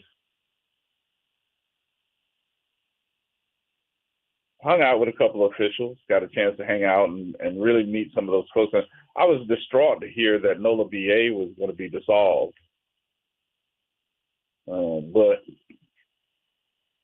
because they got some good folks working over there, very smart folks that have some great ideas about economic development, trying to put some things together to better the city. I was very surprised to hear that NOLA BA was going to be dissolved. I'm hoping that there will be another entity of NOLA BA that is put together and taking some of those folks that have been running it for the past several years and using their expertise in what they do to keep that track of trying to put together some development.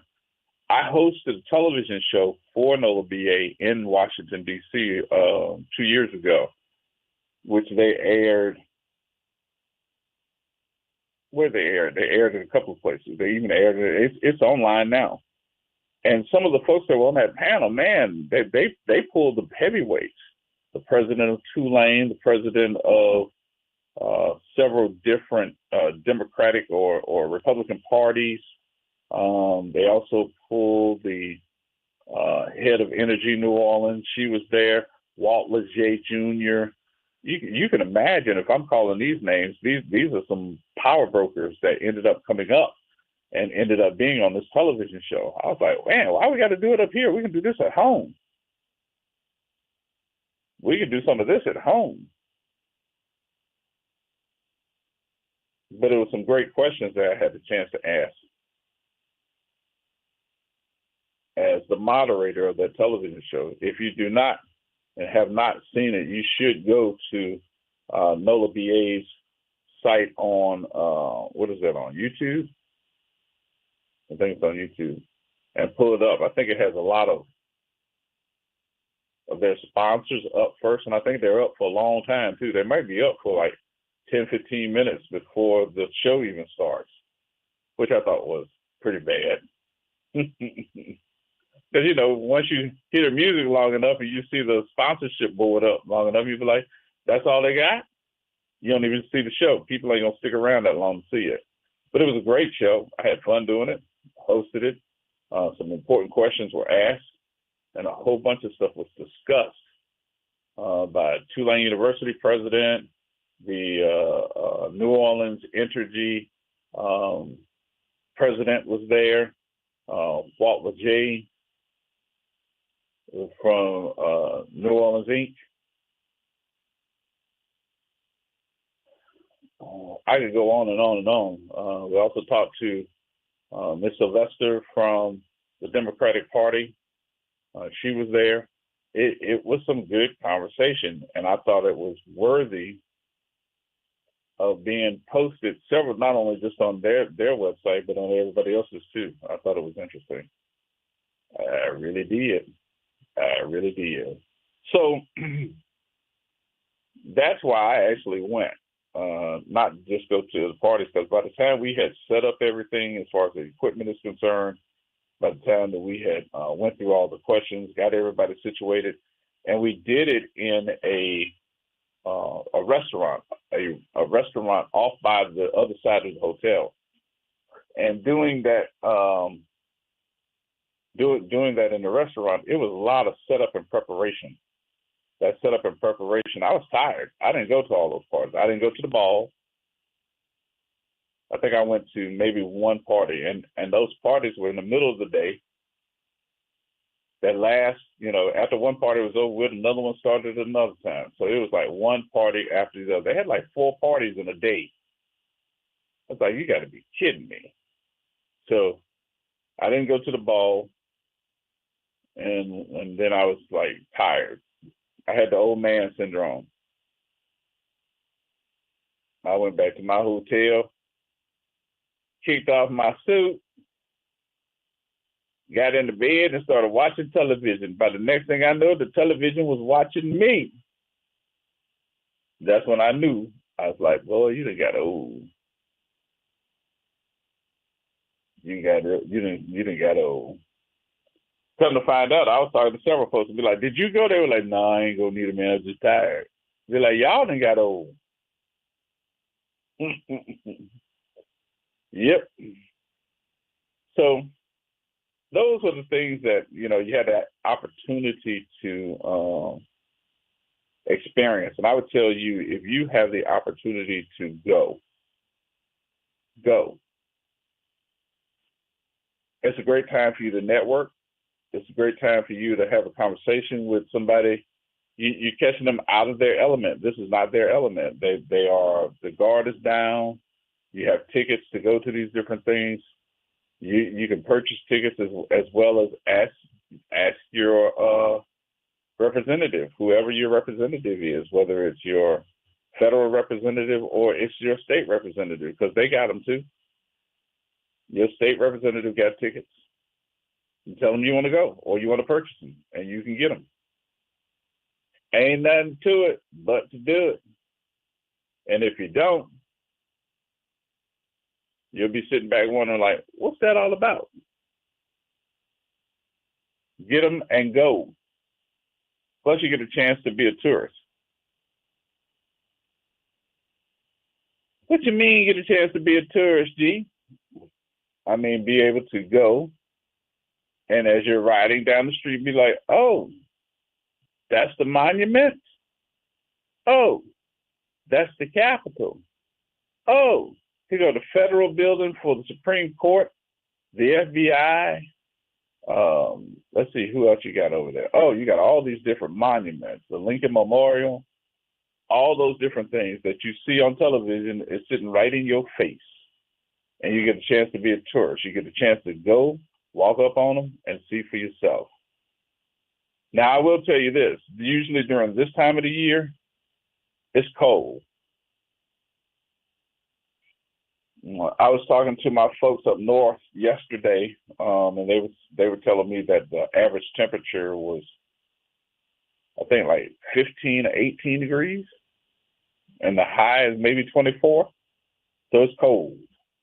When I went to Obama's second inauguration, we were cold. It was cold. Yep, I was there for the second inauguration too, and it was cold. And you had to walk for the second inauguration. You could not drive your car nowhere near. No van, no sir. So you had to walk. I don't care if you had a ride, Uber, or whatever, you had to walk. And it's a long walk. So be prepared to do so. All right. About 10 minutes to the hour. We got to take another break here. We'll do that and get you ready for the final hour of the reality check. We'll get on the phone and have some conversation with some folks just to make sure that we got all the information out as well. So if you are not prepared for tomorrow, I think tomorrow they're going to say that the weather is going to be a little bit better. So if the weather is better tomorrow, we shall see.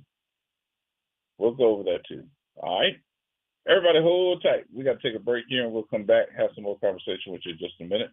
It is the reality check for Thursday right here on WBOK.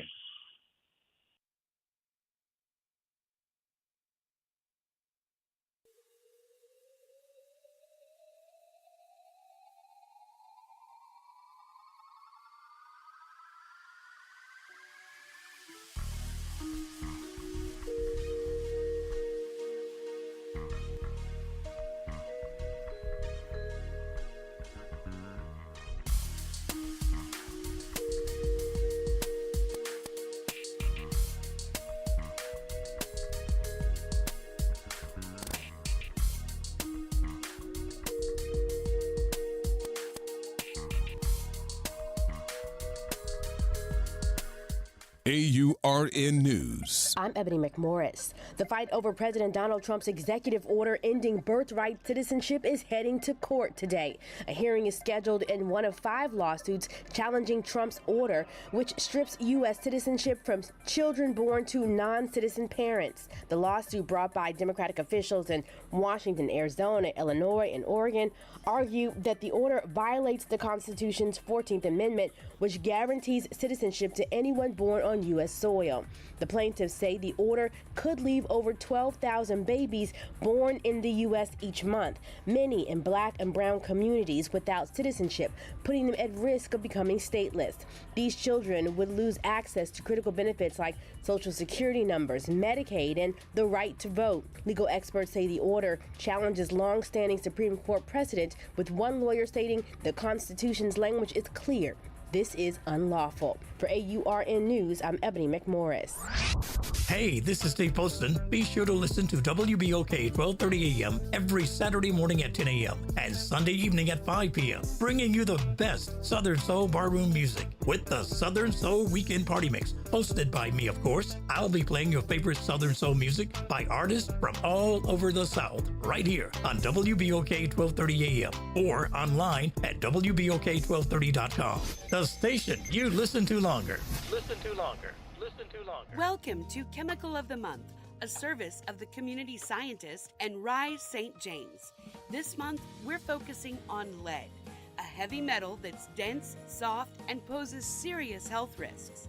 In Cancer Alley, lead exposure from industrial emissions or contaminated soil can significantly increase cancer risks and other health problems. Stay informed and protect your health. For more information, visit risestjames.org. WBOK and LCMC Health are proud to present Keeping You Well Cafe. 60 Minutes with LCMC Health, where the doctors speak directly to the people of New Orleans. LCMC Health is committed to improving the quality of care here in New Orleans, the Gulf South, and beyond. The Keeping You Well Cafe is another way for LCMC Health to engage with the community. At the Keeping You Well Cafe, LCMC Health joins WBOK and local businesses to answer your questions about wellness and health. Hello, I am Bishop Fred A. Caldwell Sr., host of the Know Your Bible International radio broadcast, which is heard here on WBOK 1230 AM each Sunday morning at 8 o'clock a.m. So join me here for a blessing, won't you? I see the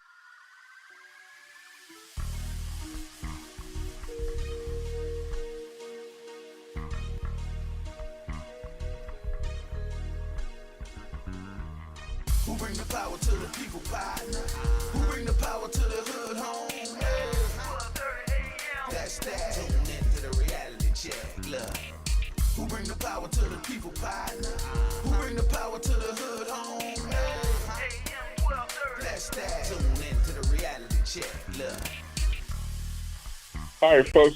5 minutes away from news at the top of the hour. Let me give this to you too while I'm doing some research here between breaks, because Jacqueline Wilmore asked me a question. She said, who started the D.C. Mardi Gras, Gerard? And instead of me saying, I don't know, and being lazy, I went on ahead and pulled it up here. Let me read the story to you. This is a story that was written by Justin Mitchell and Casey Bubnash, who are staff writers for NOLA.com. I pulled it up. It says, Mardi Gras and all the fun that comes with it was officially begun across the Gulf Coast.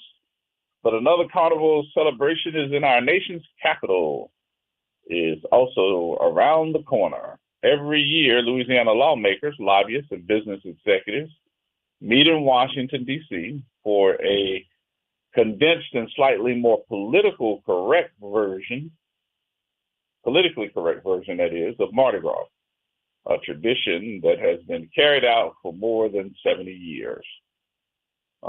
Here's everything you need to know about the upcoming multi-day event. It began in the 1940s as a party for homesick congressional staffers from Louisiana. It has since blossomed into a multi-day event that culminates with a costume ball and parade with heavy representation from Louisiana Festival Queens. The Washington celebration is funded and organized by the Mystic Crew of Louisianians, which pays for the event through fees, ticket sales, and dues. It attracts hundreds of Louisiana residents each year, plus a cross-section of Washington political and business society who use the event to schmooze and network. Washington Mardi Gras celebrated 75 years this year. Attorney Rico Alvindia is going to reign as the carnival season celebrations in the nation's capital in January 2025. Alvindia is an Iraq War veteran and founding partner of the firm Alvindia, Kelly, and Demarest in New Orleans, which is a law firm. Rico is going to serve as the king. Kendall Elizabeth Williams is the 2025 queen. She is a 2025 graduate of Louise S. McGee School in New Orleans, where she was given the school's highest honor of Citizenship Girl for displaying core values, loyalty, respect, enthusiasm, and a positive demeanor, the crew of Louisianians said on their website. Kendall is also a star athlete.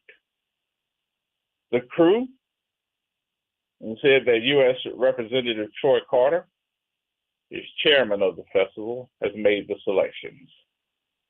Washington Mardi Gras is on Saturday, January 25th, but the festivities begin on Thursday, January 23rd. And that whole schedule is going to have its own poster that's going to be painted by New Orleans artist Terrence Osborne. And the colorful poster features a man dressed in uniform with a Mardi Gras mask and headpiece, which includes a New Orleans shotgun-style home and musical instruments vital to a second line. The theme this year, Duty, Honor, Louisiana. There we go. And it dates back to 1944. And now you know. So, Jacqueline, there it is for you. Just to give you some insight, all right? I tell anybody, if you get a chance to go, go. Not just because you want to go to a party. Business people go. A lot of business people go. You get a chance to, especially if you're in the marketplace to try to get some contracts or you try to do some type of business, something of that sort, you probably want to go so that you can smooth with some of those folks. There's a lot of smoothing going on, man. A lot of smoothing going on. So don't fret. Get your ticket, get your hotel room, and go. There's a lot of people that go. Every year, it's a lot of people that go. They wouldn't miss it. Only problem I have with it is usually cold. And the year that I went, it wasn't so cold, but the year before that, I think that's when they had the snow and everybody got stuck in D.C., including because they had the Southern band coming that year, and I think Southern couldn't even play that year, or some of them didn't make it because their flights didn't get out. Yeah, it was a mess. It was a mess. All right, so that'll give you some insight on what the D.C. Mardi Gras is all about. I hope that I could give you that information. We'll get you ready for the third hour, y'all. We got to take our break here for news, and we'll be right back. Everybody hold tight. It's Reality Check on your radio right here on WBOK.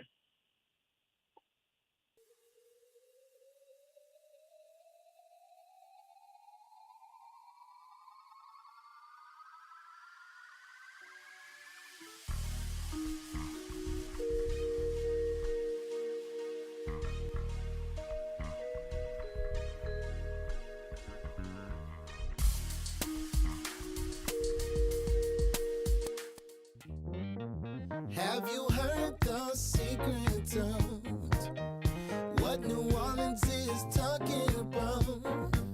I promise everything will be okay if you're listening here on the airwaves. It's that WBOK 12:30 a.m. WBOK 12:30 1230 a.m. New Orleans. Home of the Reality Check, weekdays 1 to 4 p.m. This news report is brought to you by New Schools for New Orleans. I'm Amber Payton with 4 Things You Should Know with BIN News. A new wildfire, the Hughes Fire, has burned 500 acres near Santa Clarita, California, and is 0% contained as crews also battle the Palisades and Eaton fires. Strong winds are pushing flames through canyons and up hills. Former Black Atlanta Mayor Keisha Lance Bottoms is criticizing President Trump for targeting her on social media, noting she had already resigned from the President's Export Council before he claimed to have fired her. She urged him to focus on global issues instead. The Supreme Court will rule on police immunity in a Houston case where Constable Roberto Felix fatally shot a black driver fleeing a toll stop. The decision could open the door to more excessive force lawsuits. And Reverend Al Sharpton is urging a boycott of companies reversing DEI programs. Speaking at a MLK Day rally, he emphasized King's fight for equality and said the National Action Network will target at least 2 companies within 90 days. I'm Amber Payton on the Black Information Network, your home for Black News First. New Schools for New Orleans wants to send a special shout out to our partner, the All-State Sugar Bowl. During the holiday break, over 30 teachers had the opportunity to ride in the New Year's Eve parade, and boy, did they have a blast. In addition, we had over 60 teachers attend the All-State Sugar Bowl game. Out of the 60, 11 teachers received a $1,000 gift card to purchase needed supplies to enhance the learning experiences for their students. Thank you, All-State Sugar Bowl, for your commitment to NOLA's teachers.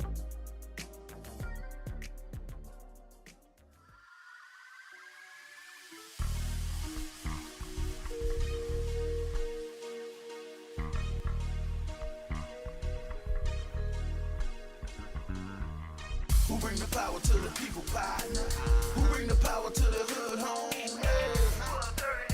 That's that. Tune into the reality check. Look. Who bring the power to the people, partner? Who bring the power to the hood home? Hey. That's that. Tune into the reality check. Look. All right, folks, right back at you. That's what we do. We get right back at you. About an hour of the reality check for Thursday afternoon. I'm thinking everything will be back into full swing tomorrow. We'll probably be in the studio and folks will probably be back at work.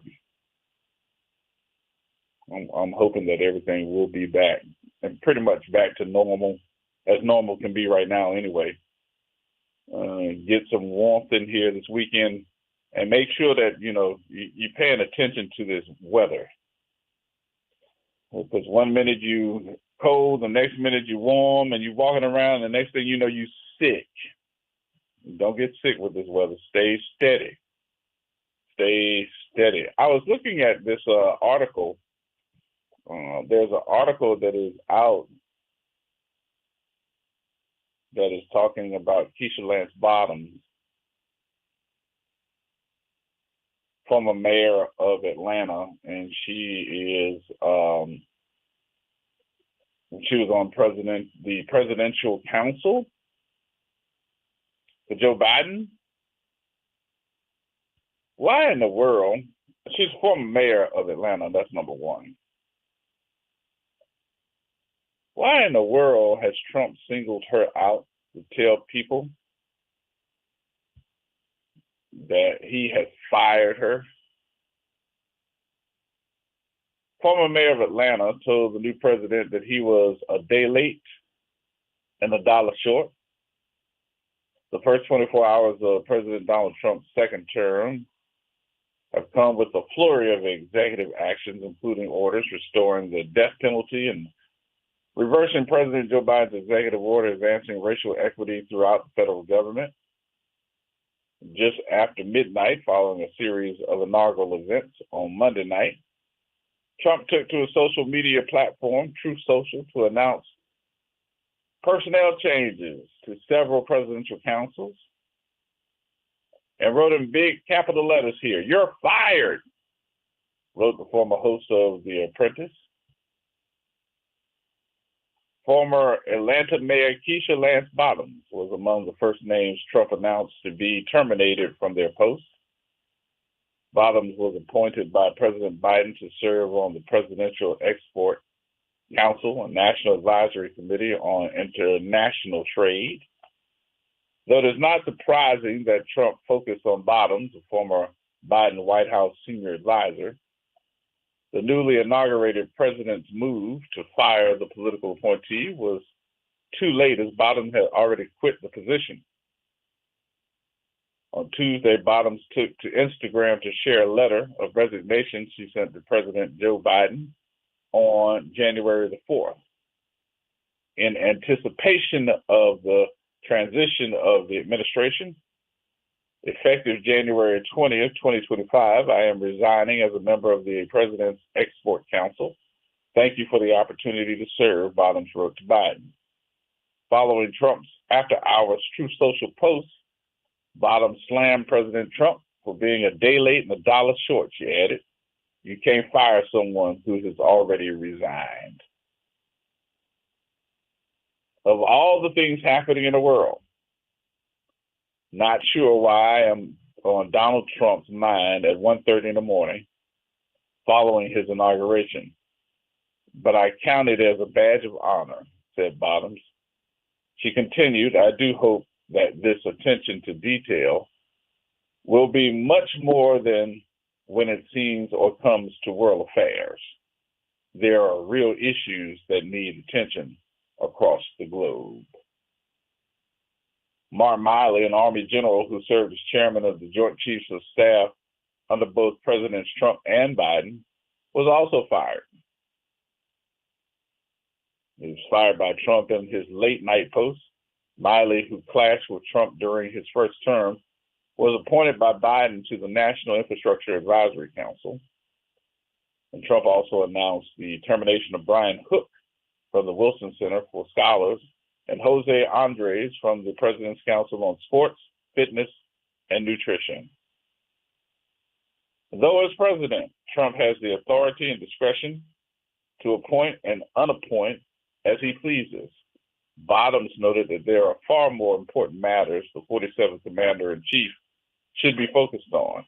No matter how you voted, I think that we can agree that targeted me, along with the man who was feeding displaced people in Los Angeles and the decorated military general in the early morning hours via social media, is not the best use of time for the President of the United States, she said. Ooh. Oh. Mm. Was there ever a war between the two of them? I didn't know there was a little war that was going on between Ms. Bottoms and Trump. I guess that's Atlanta. Maybe he just don't like what's happening in Atlanta. That's interesting. That's really interesting. Better leave Keisha Lance Bottoms alone. Should be done ran herself for mayor or ran for president on the next time around.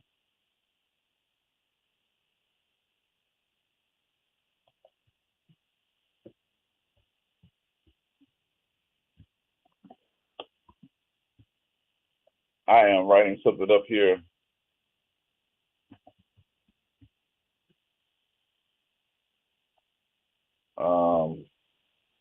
I had this question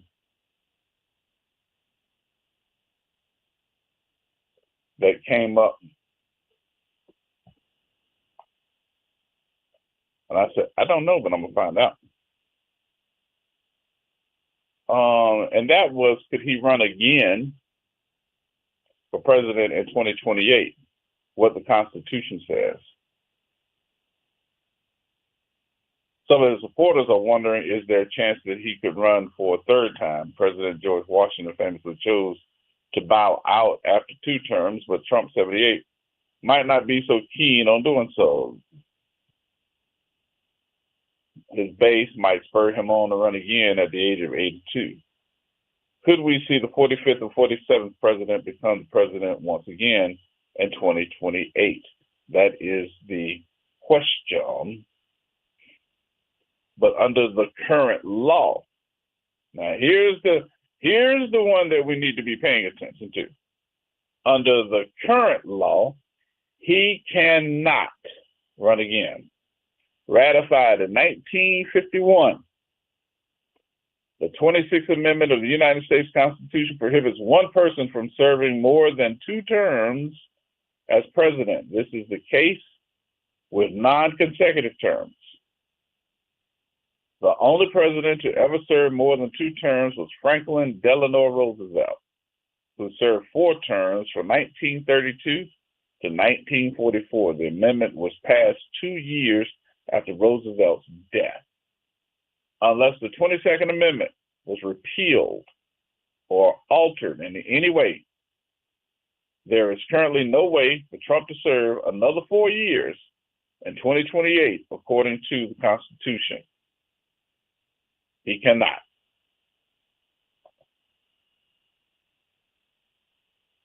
Anybody ask you, can he do so? You let him know. Nope, he cannot. He cannot. But does that mean he's getting J.D. Vance ready to run? Will people elect J.D. Vance as the next president after Trump? Or who will the Democrats come up with?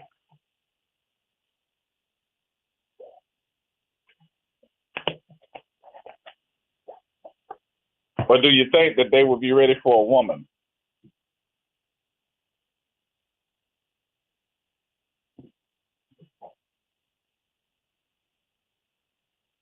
I don't know if this country of ours will ever be ready for a woman to become president.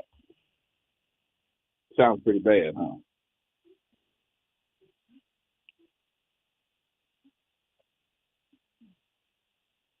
I just don't know.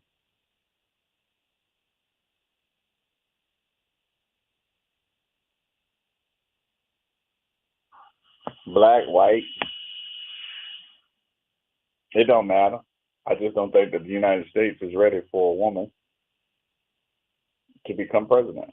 If they didn't want Hillary, who would be in that same genre of people, women, to run and could win? You ever thought about that? Ask yourself that question. Ask yourself that question real quick. If you had to think of a woman that could run and win for the president of the United States, who would she be? Who would it be?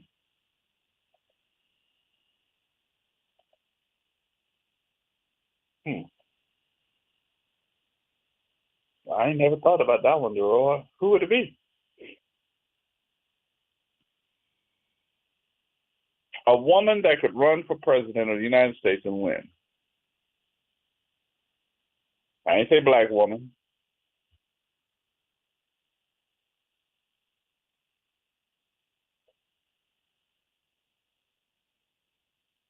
And I really don't think it could be, now this might sound a little crazy to you, I really don't think it could be one of those liberal, is that a good word to use or no? I don't think that a liberal woman could win anyway. I ain't say black, I ain't say white, I said a woman. I don't think that a liberal woman could win. Well, what about if Kamala came back and she did it? Mm-hmm. Do you think that she could come back again and win? No. Why not? I don't think if she's not smart enough. That's out. That's not one of my issues. I think she's very smart. If she can become a district attorney, an attorney general, and a senator, and the Vice President of the United States. I think that she's very smart. I think that we have a base of people that get out here and vote that are not trying to find a woman to be their leader in chief. Misogynistic, maybe even a little uncharacteristic. What's another word to use? Racist. Yeah, that's a good word too. I just don't think that the United States is fully ready, even for some of the folks that, you would think would be ready. I just don't think that they're ready for that. They are not ready to say that my president of the United States belongs to the good old girl club. And say that she was out strolling? She part of the Divine Nine? That sounds like a cult. They don't know what it is.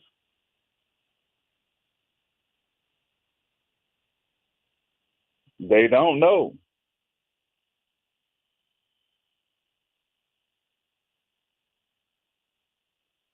But who? Miss Sandra, who are we ready for to be that person to run in the next 4 years? Do you think that anybody's working on it now?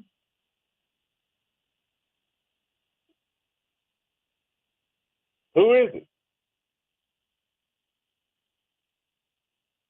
Because we know who the Republican candidate going to be. That's going to be J.D. Vance. He going to run. Oh, he ain't going to be willing to step down as the vice president. He ain't stepping down from that seat. He going to be a spoiled. He got that Secret Service detail.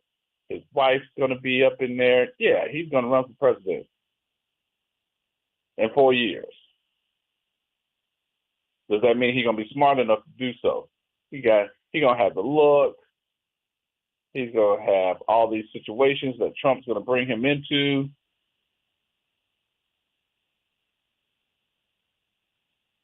So, who do we have in the Democratic Party on a national level that's going to be ready to run for president?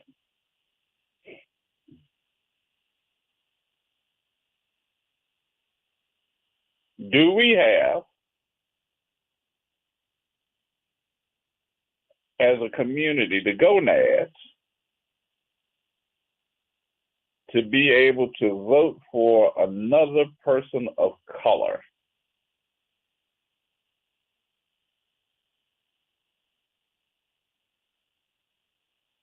Do we?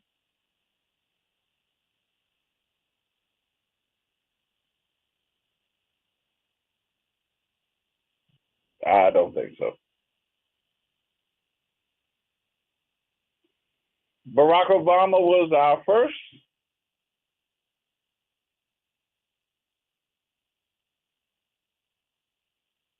But do we have another one?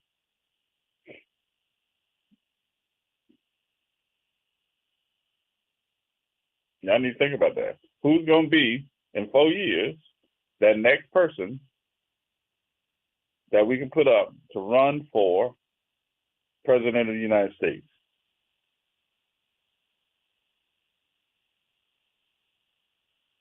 Have you noticed them yet or heard yet? Think about that. All right, we got to take another break here. We'll take another break. We'll come back. We'll have some more conversation with you in just a few minutes here.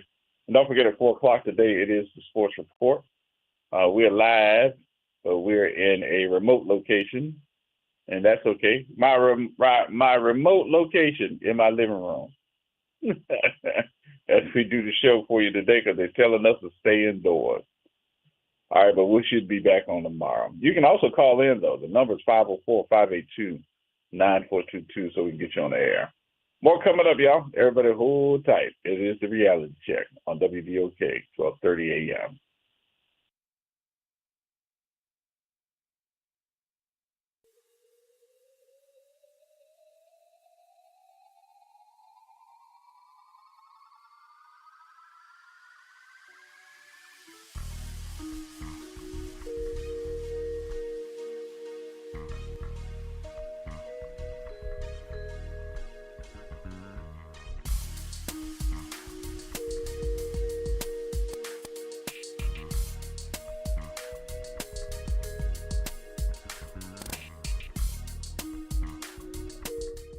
This is Monica Pierre along with Sally Ann Roberts Daybone, co-host of Your Power is On. Your Power is On gospel music show is coming on at a new time. Tune in Sunday mornings from 7 to 8 a.m. for music that feeds the spirit. Get your Sunday on. Right here on WBOK 1230 a.m. and WBOK1230.com, the station you listen to all day long. The New Orleans Jazz and Heritage Foundation is the nonprofit organization that owns the New Orleans Jazz and Heritage Festival, presented by Shell. With the funds generated from Jazz Fest, the foundation invests in Louisiana companies through economic development, cultural enrichment, and free educational programs. To learn more about what the New Orleans Jazz and Heritage Foundation does, please visit www.jazzandheritage.org. WBOK and LCMC Health are proud to present Keeping You Well Cafe. 60 minutes with LCMC Health, where the doctors speak directly to the people of New Orleans. LCMC Health is committed to improving the quality of care here in New Orleans, the Gulf South, and beyond. The Keeping You Well Cafe is another way for LCMC Health to engage with the community. At the Keeping You Well Cafe, LCMC Health joins WBOK and local businesses to answer your questions about wellness and health. Hello, WBOK listening audience. This is Pastor Robert Tanner of the Community Church of River Ridge, Louisiana, inviting you to tune in to our Sunday morning broadcast at 10 a.m. every Sunday morning right here on WBOK 1230 a.m. That's Community Church with Pastor Robert Tanner every Sunday at 10 a.m. right here on WBOK 1230. Making a difference in the community. WBOK 1230 a.m.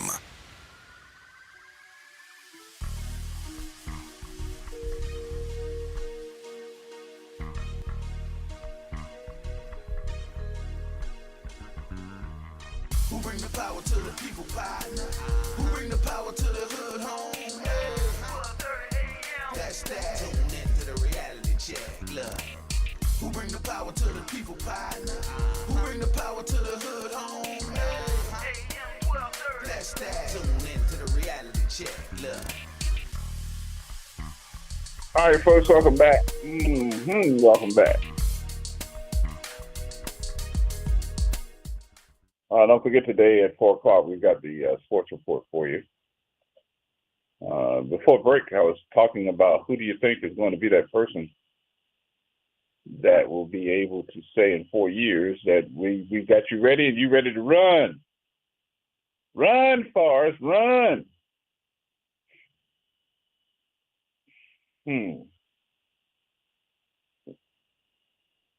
But I don't think. Well, let me give you how I feel. I don't think that we as a community have yet seen what's to come in the next 4 years, in the next 2 years. I don't think that we have even seen what's to come. I think that we have so much BS that's on the way that we probably going to be sitting back and going, what just happened? Or what was it?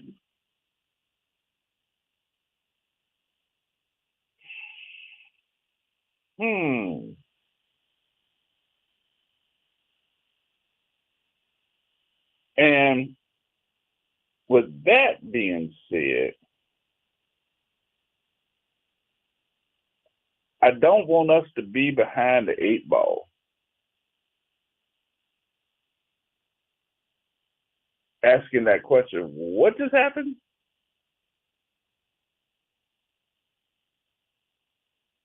Trying to figure out what we're going to do.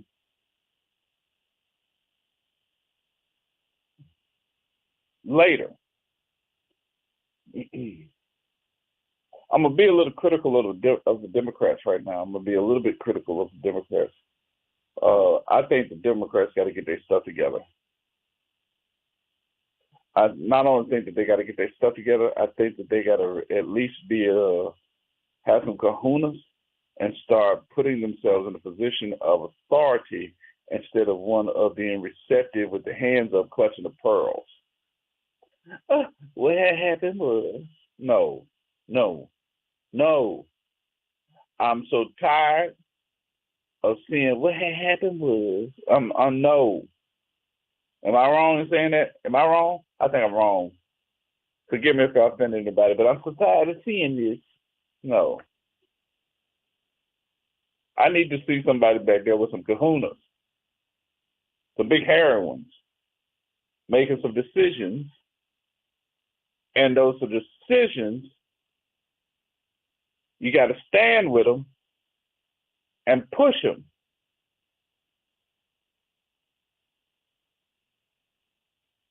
And stop looking timid and talking with a list.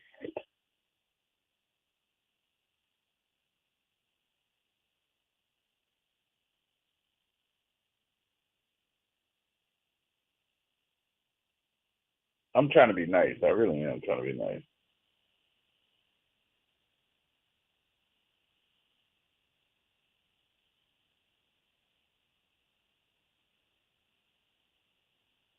See? No.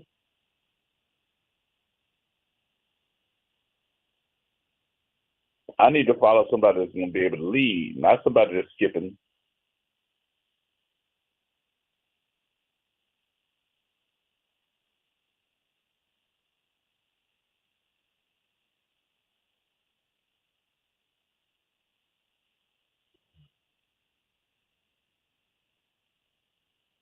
And we need to be totally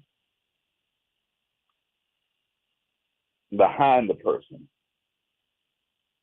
and stop saying, oh, let somebody come in and divide us. At this time, I really feel that we got to talk to our core. Hold on now. Hold on. Hold on now. Hold on. The core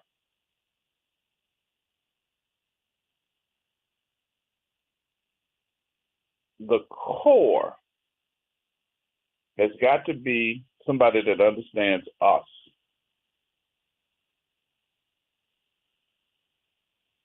Because we are the core of the Democratic Party. I don't think that a lot of us realize that. I don't think that people realize that Black folks are the core of the Democratic Party. We're not just, part of the Democratic Party, but the majority of Black folks are the core of the Democratic Party. Well, why you say that, Gerard? Why you say that? Oh, I'm glad you asked.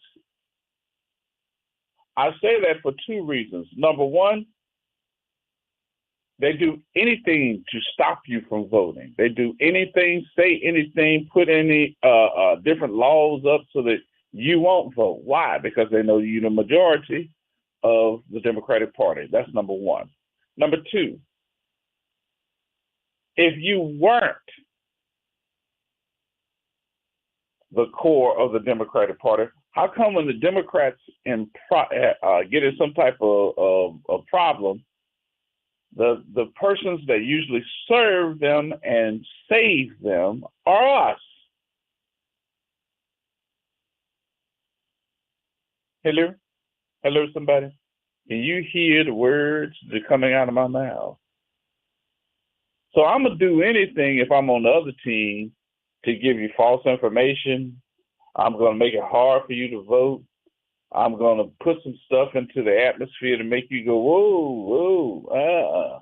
I'm going to send you those, sitting by the door to say, you need to vote for the other party because they ain't done nothing for you. But I need to talk directly to you this time. That's what we're going to do to get Black people out of poverty.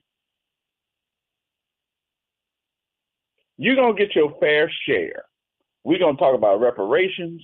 We're going to talk about what it is that you all want to do as far as contracts are concerned on a federal basis. You all want to get out here and make sure that these farmers are taken care of. Black farmers still ain't been taken care of. Other farmers are taken care of, and they still didn't get their share. And one thing I can't stand to hear somebody say, well, you know, I'm a descendant of a sharecropper. Do y'all really understand what sharecropping was? Sharecropping, another way to hold a black man down to get you to work for free labor. That's what sharecropping was. Well, I can't help who I am, G. But do you understand what that is?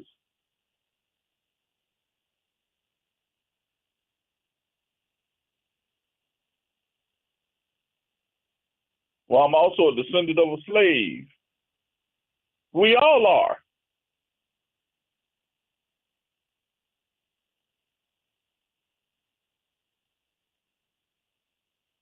We all are descendants of slaves.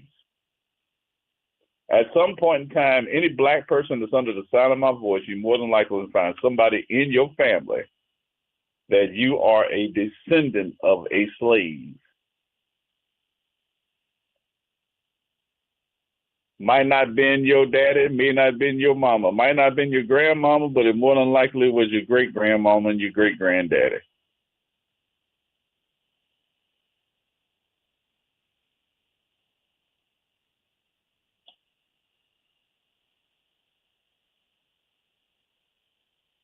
So the question that I have for us is, you know, what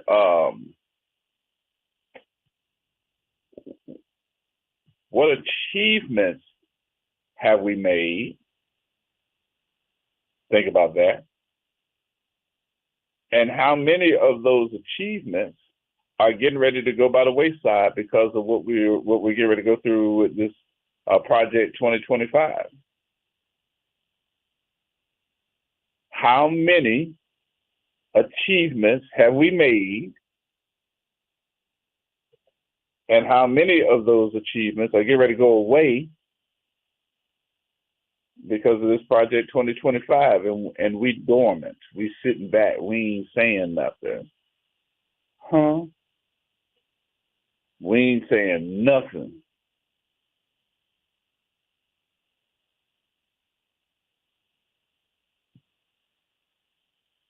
And I got to say this too, you know, the real fighters, the ones that are up, that have made their mark in whether we call it civil rights or social justice, they getting old.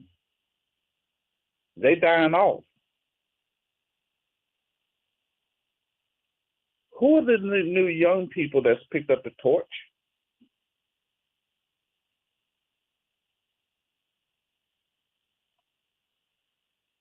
Think about that for a minute.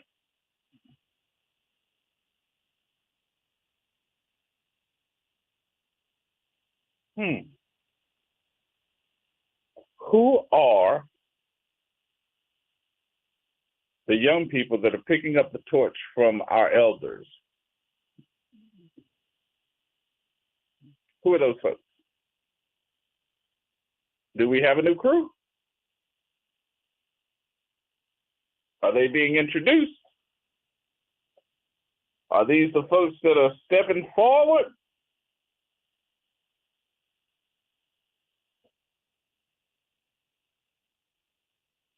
I'm just wondering. Because at some point, because we started to hear it a little bit too much. Well, you know, this one died. Or, you know, this one went to go see the Lord today. Well, you know, this one has slipped away from us.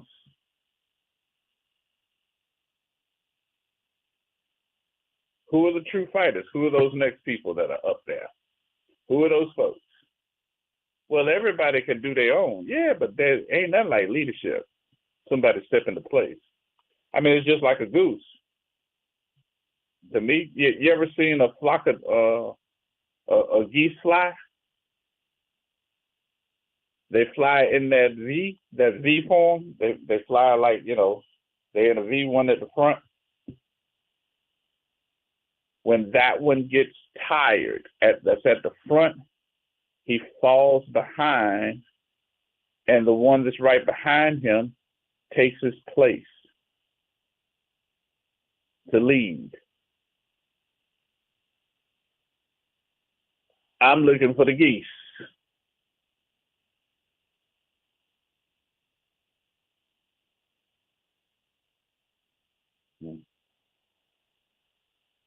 was talking yesterday to Teresa Austin Stokes out of Rocky Mount, North Carolina, who has been and is a lifelong friend of mine. And when I was talking to her,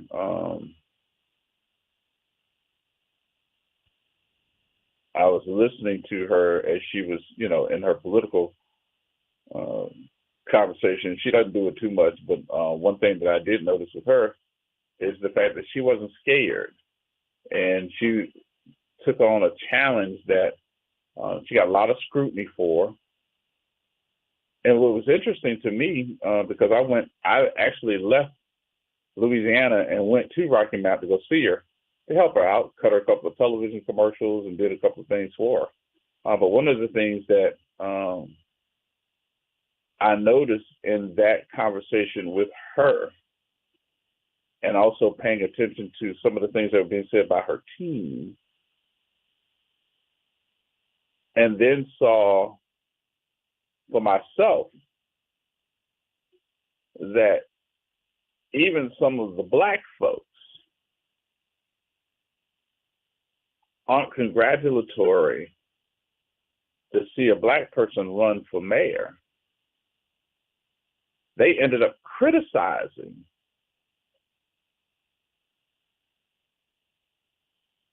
for her to be or to get votes to run for mayor, because she basically said this is historic. It is historic.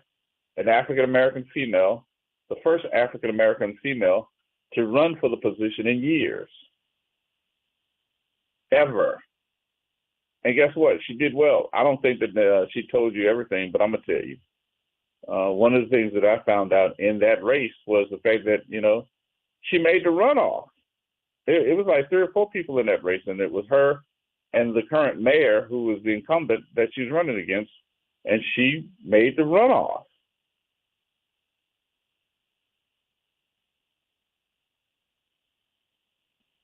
Now they got her on boards.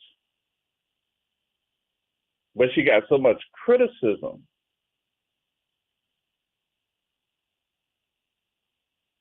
You had to go through the criticism, got to go through the storm before the calm. And I think that she has learned a lot by putting herself under that type of scrutiny. But the scrutiny that really got me in her race was some of that was expected, because, folks that are political friends of political foes, they're going to say what they're going to say, because politics don't have no friends.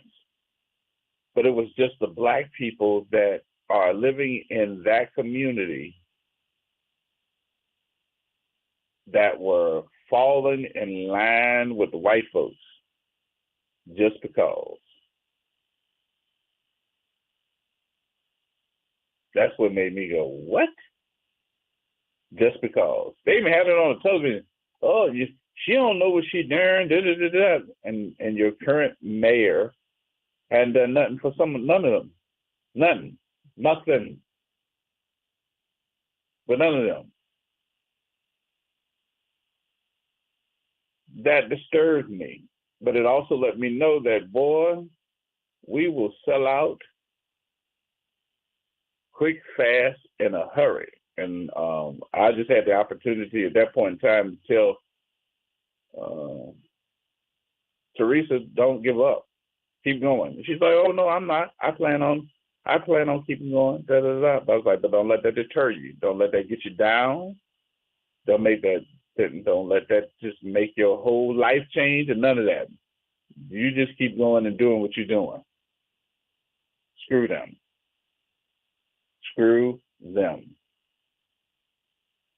Because all they want to do is get a check.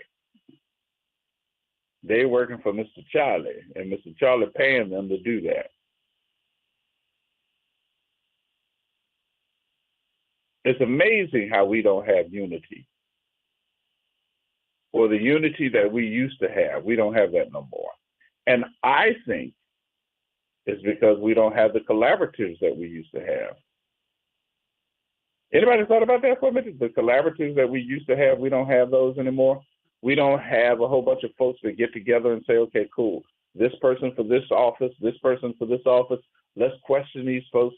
Let's form a collective and tell folks they can join our collective. And if they join our collective, here are the candidates that we want to vote for. This is why we want them to be our candidates, because this is what they're going to do for us. What's wrong with that? You think we invented something? We didn't. We just copied what the other folks do. And then they'll criticize you for doing what they do.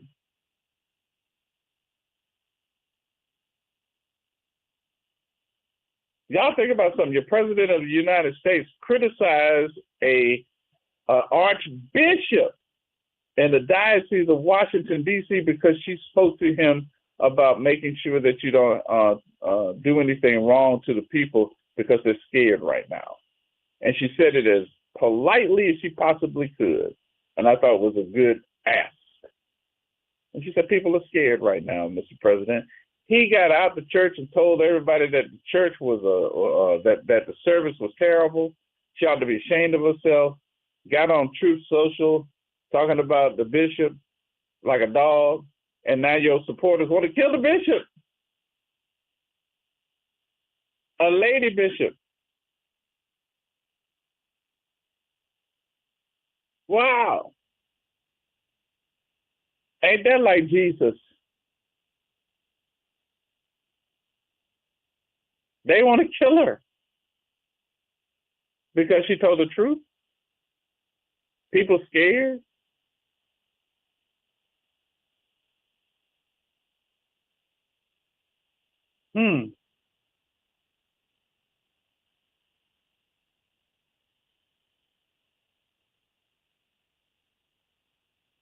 Yeah, I just didn't know what to say. But she answered him to it. I think she came back on CBS with Gayle King the following morning and basically said, hey, look, that was an opportunity for me to ask.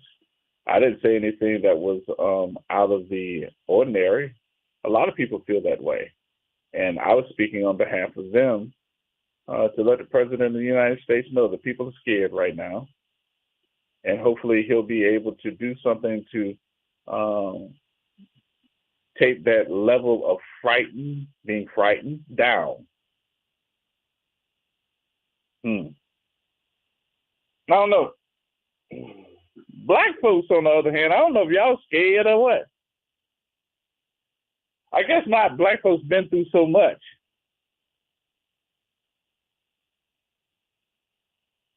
Y'all like, whatever. Okay, whatever. Until it affects your household, or it affects your paycheck. Hell, can you imagine how many people, and I don't know if they did this or not. I don't think they did. But usually, okay, so here I go. Back in the day, black folks made sure that they got jobs that would create careers. You understand what I mean? It was a job that, number one, you knew wasn't going to go away, that you could actually bank and raise your family on, have some benefits and some insurance and all of that. So a lot of us ended up working for the federal government. We ended up working for the post office. That's a federal job. A lot of us started working for different departments in the federal government because we knew they weren't going to go away. But what was not talked about in this releasing of these jobs by Trump on day before yesterday, because he said all those that were DEI hires, they are going to be put on leave and fired, right? How many of those hundreds of jobs that they were released by DEI hire, how many of them were black? Y'all think about something. They are called DEI hires. Diversity, equity. Well, who needs to be diverse in equity? It's mostly us, right? Hello? I wonder if we paying attention to that. How many of those jobs were actual black folks that got fired? We don't want y'all here. I have a feeling that the majority of them were us.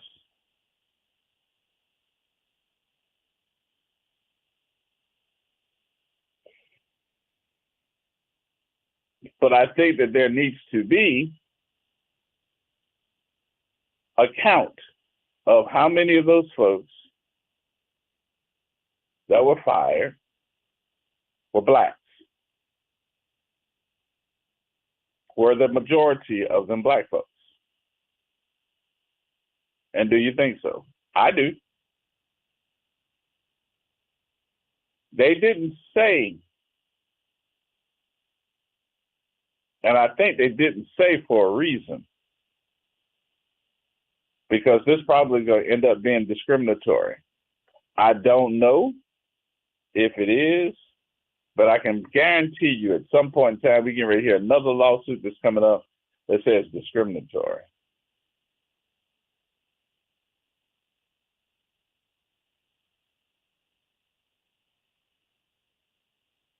We're going to find out that it's discriminatory. And I think by the beginning of the next week,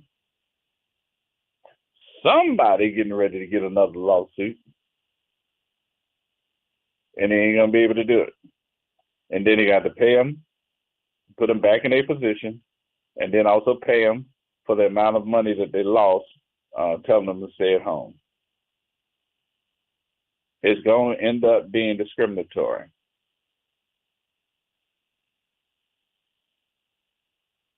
I can almost guarantee that one. But who would have ever thought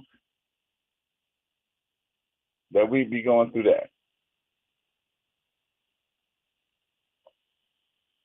Who would have ever thought that we would be going through that?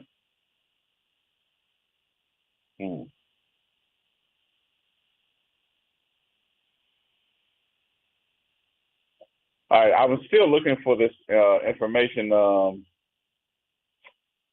to see what's going to be open on tomorrow before I get off the air. It's telling me that Hanover offices are going to reopen and resume normal business operation on tomorrow, starting at 8 o'clock.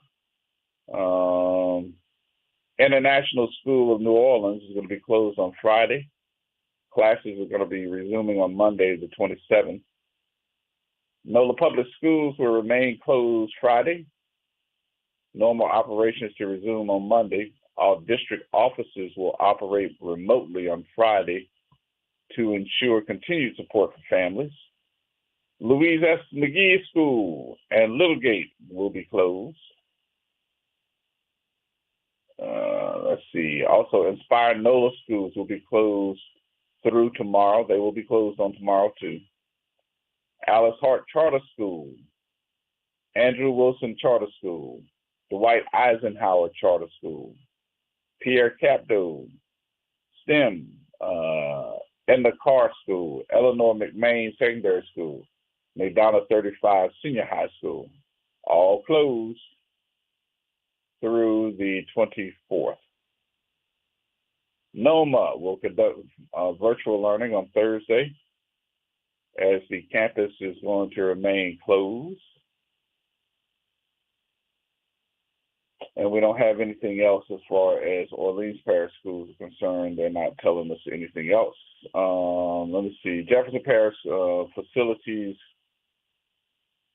Head Start, will be closed. This includes libraries, Head Start, and early Head Start centers, American Job Centers, and JPRD parks and playgrounds. All Jefferson Parish schools, including Jefferson Rise, closed Thursday, but it does not have anything about Friday. Same thing for Kenner. It does not have an update as of now. All right. All right, what we'll do is we'll take a break here. We'll come back and give you some more of these final closings and openings that we have so that you'll know what you're doing on tomorrow to get your weekend started, all right?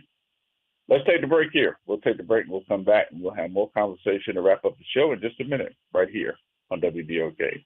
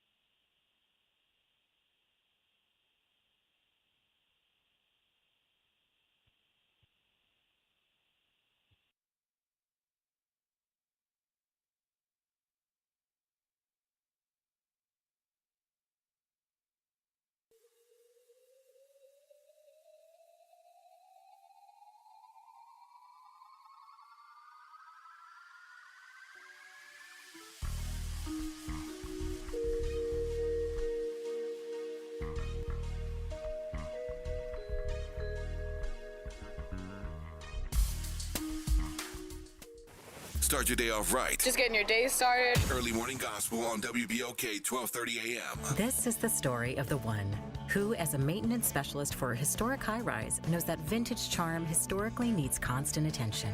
Which is why when it's time to upgrade turn-of-the-century mechanicals, they turn to Grainger. With easy access to 1 million+ products and the scale to deliver when and where you need them. The right tools and supplies are never far away. So the one can keep that vintage building running like new. Call, click Grainger.com, or just stop by. Grainger, for the ones who get it done. Do you know what United Way can do for you and your community? Find out by listening to United Way and You every Thursday at noon on WBOK 1230. United Way continues to fight for the most vulnerable members of the community. Find out how this Thursday and every Thursday at noon. Visit DePaul's new Algiers Health Center at 2801 General de Gaulle Drive to receive primary and preventive care for both adults and children. Services also include behavioral health, imaging, and on-site pharmacy, vision, Medicaid enrollment assistance, and more. For appointments, visit DePaulCommunityHealthCenters.org or call 504-207-3060. This is the coach, Garrett Sachre. The Sports Report is coming up next on WBOK 1230 AM.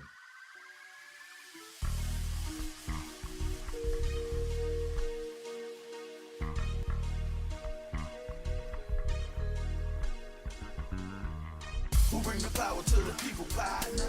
Who bring the power to the hood home? Hey. That's that. Tune into the reality check. Look. Who bring the power to the people, partner? Who bring the power to the hood home? Hey. That's that. Tune into the reality check. Look. All right, folks.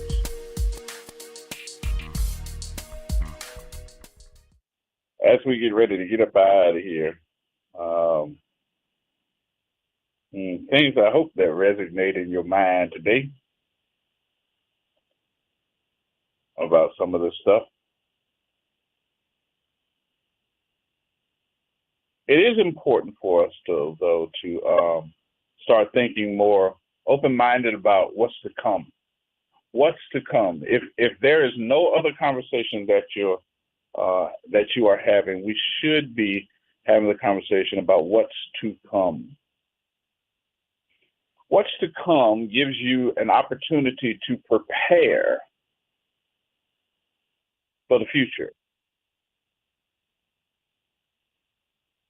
What's to come will give you an opportunity to put your mind at ease for a minute and say, okay, cool, let's make sure we talk to some folks. Get you a collaborative of folks to do what needs to be done.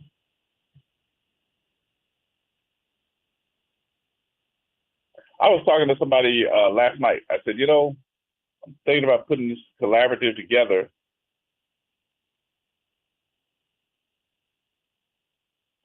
of folks that are going to run for office and have some folks to ask some questions and da-da-da-da. They're like, oh, you're going to have some folks to ask the questions? I said, yep, we're going to have some folks that are going to ask the questions, and, we'll be able to handle it from them. They were like, oh, okay, cool. Who are the folks that you're going to have to ask the questions? I said, some pretty prominent people. We're going to agree on some questions, and this is going to be our format that we're going to stick to. Be like, gee, I would love to tell you that that's the way to go, but what you're going to end up with are some of your own people that are going to be mad that their questions wasn't asked, and they won't ask to be a part of the collaborative. So that's all right. We'll work that out. We'll just work that out. All right. That's going to wrap things up for me. Hopefully tomorrow we'll be back in the studio and have some more conversation with you then. Y'all be safe. Whatever you do, safe and careful is the way we want you to always do it. I hope to see you tomorrow in studio, and we'll be taking some more of your telephone calls and talking to you then. Y'all have a great rest of the day. The Sports Report is coming up right after news.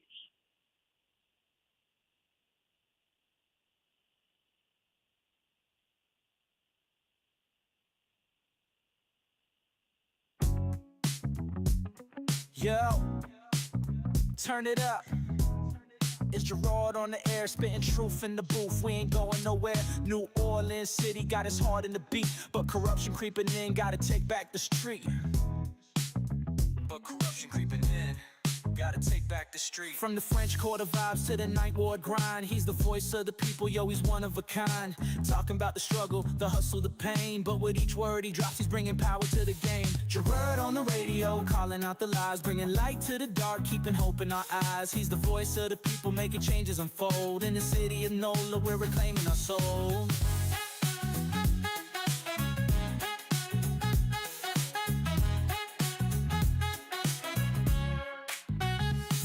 Try to silence the truth, but he's loud and clear. From the bayou to the block, everyone can hear.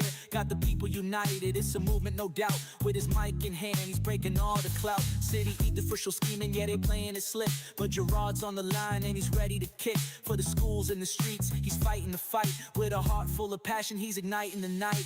Gerard on the radio, calling out the lies, bringing light to the dark, keeping hope in our eyes. He's the voice of the people, making changes unfold. In the city of NOLA, we're reclaiming our soul. From the jazz in the streets to the gumbo pot, he's the pulse of the city, giving all he's got.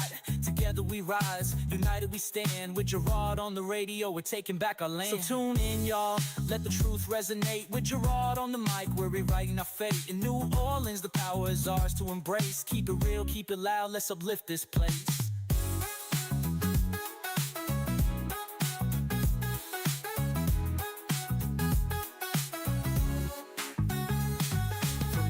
In the streets to the gumbo pot, he's the pulse of the city, giving all he's got. Together we rise, united we stand. With Gerard on the radio, we're taking back our land. So tune in, y'all, let the truth resonate. With Gerard on the mic, we're rewriting our fate. In New Orleans, the power is ours to embrace. Keep it real, keep it loud, let's uplift this place. Gerard on the radio, calling out the lies, bringing light to the dark, keeping hope in our eyes. He's the voice of the people, making changes unfold. In the city of NOLA, we're reclaiming our soul.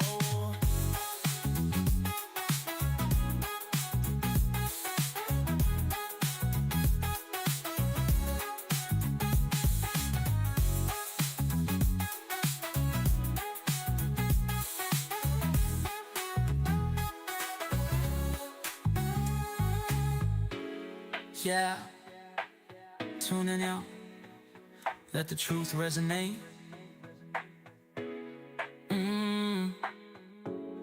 With Gerard on the mic, we're rewriting our fate. In New Orleans, the power is ours to embrace. Keep it real, keep it loud, let's uplift this place.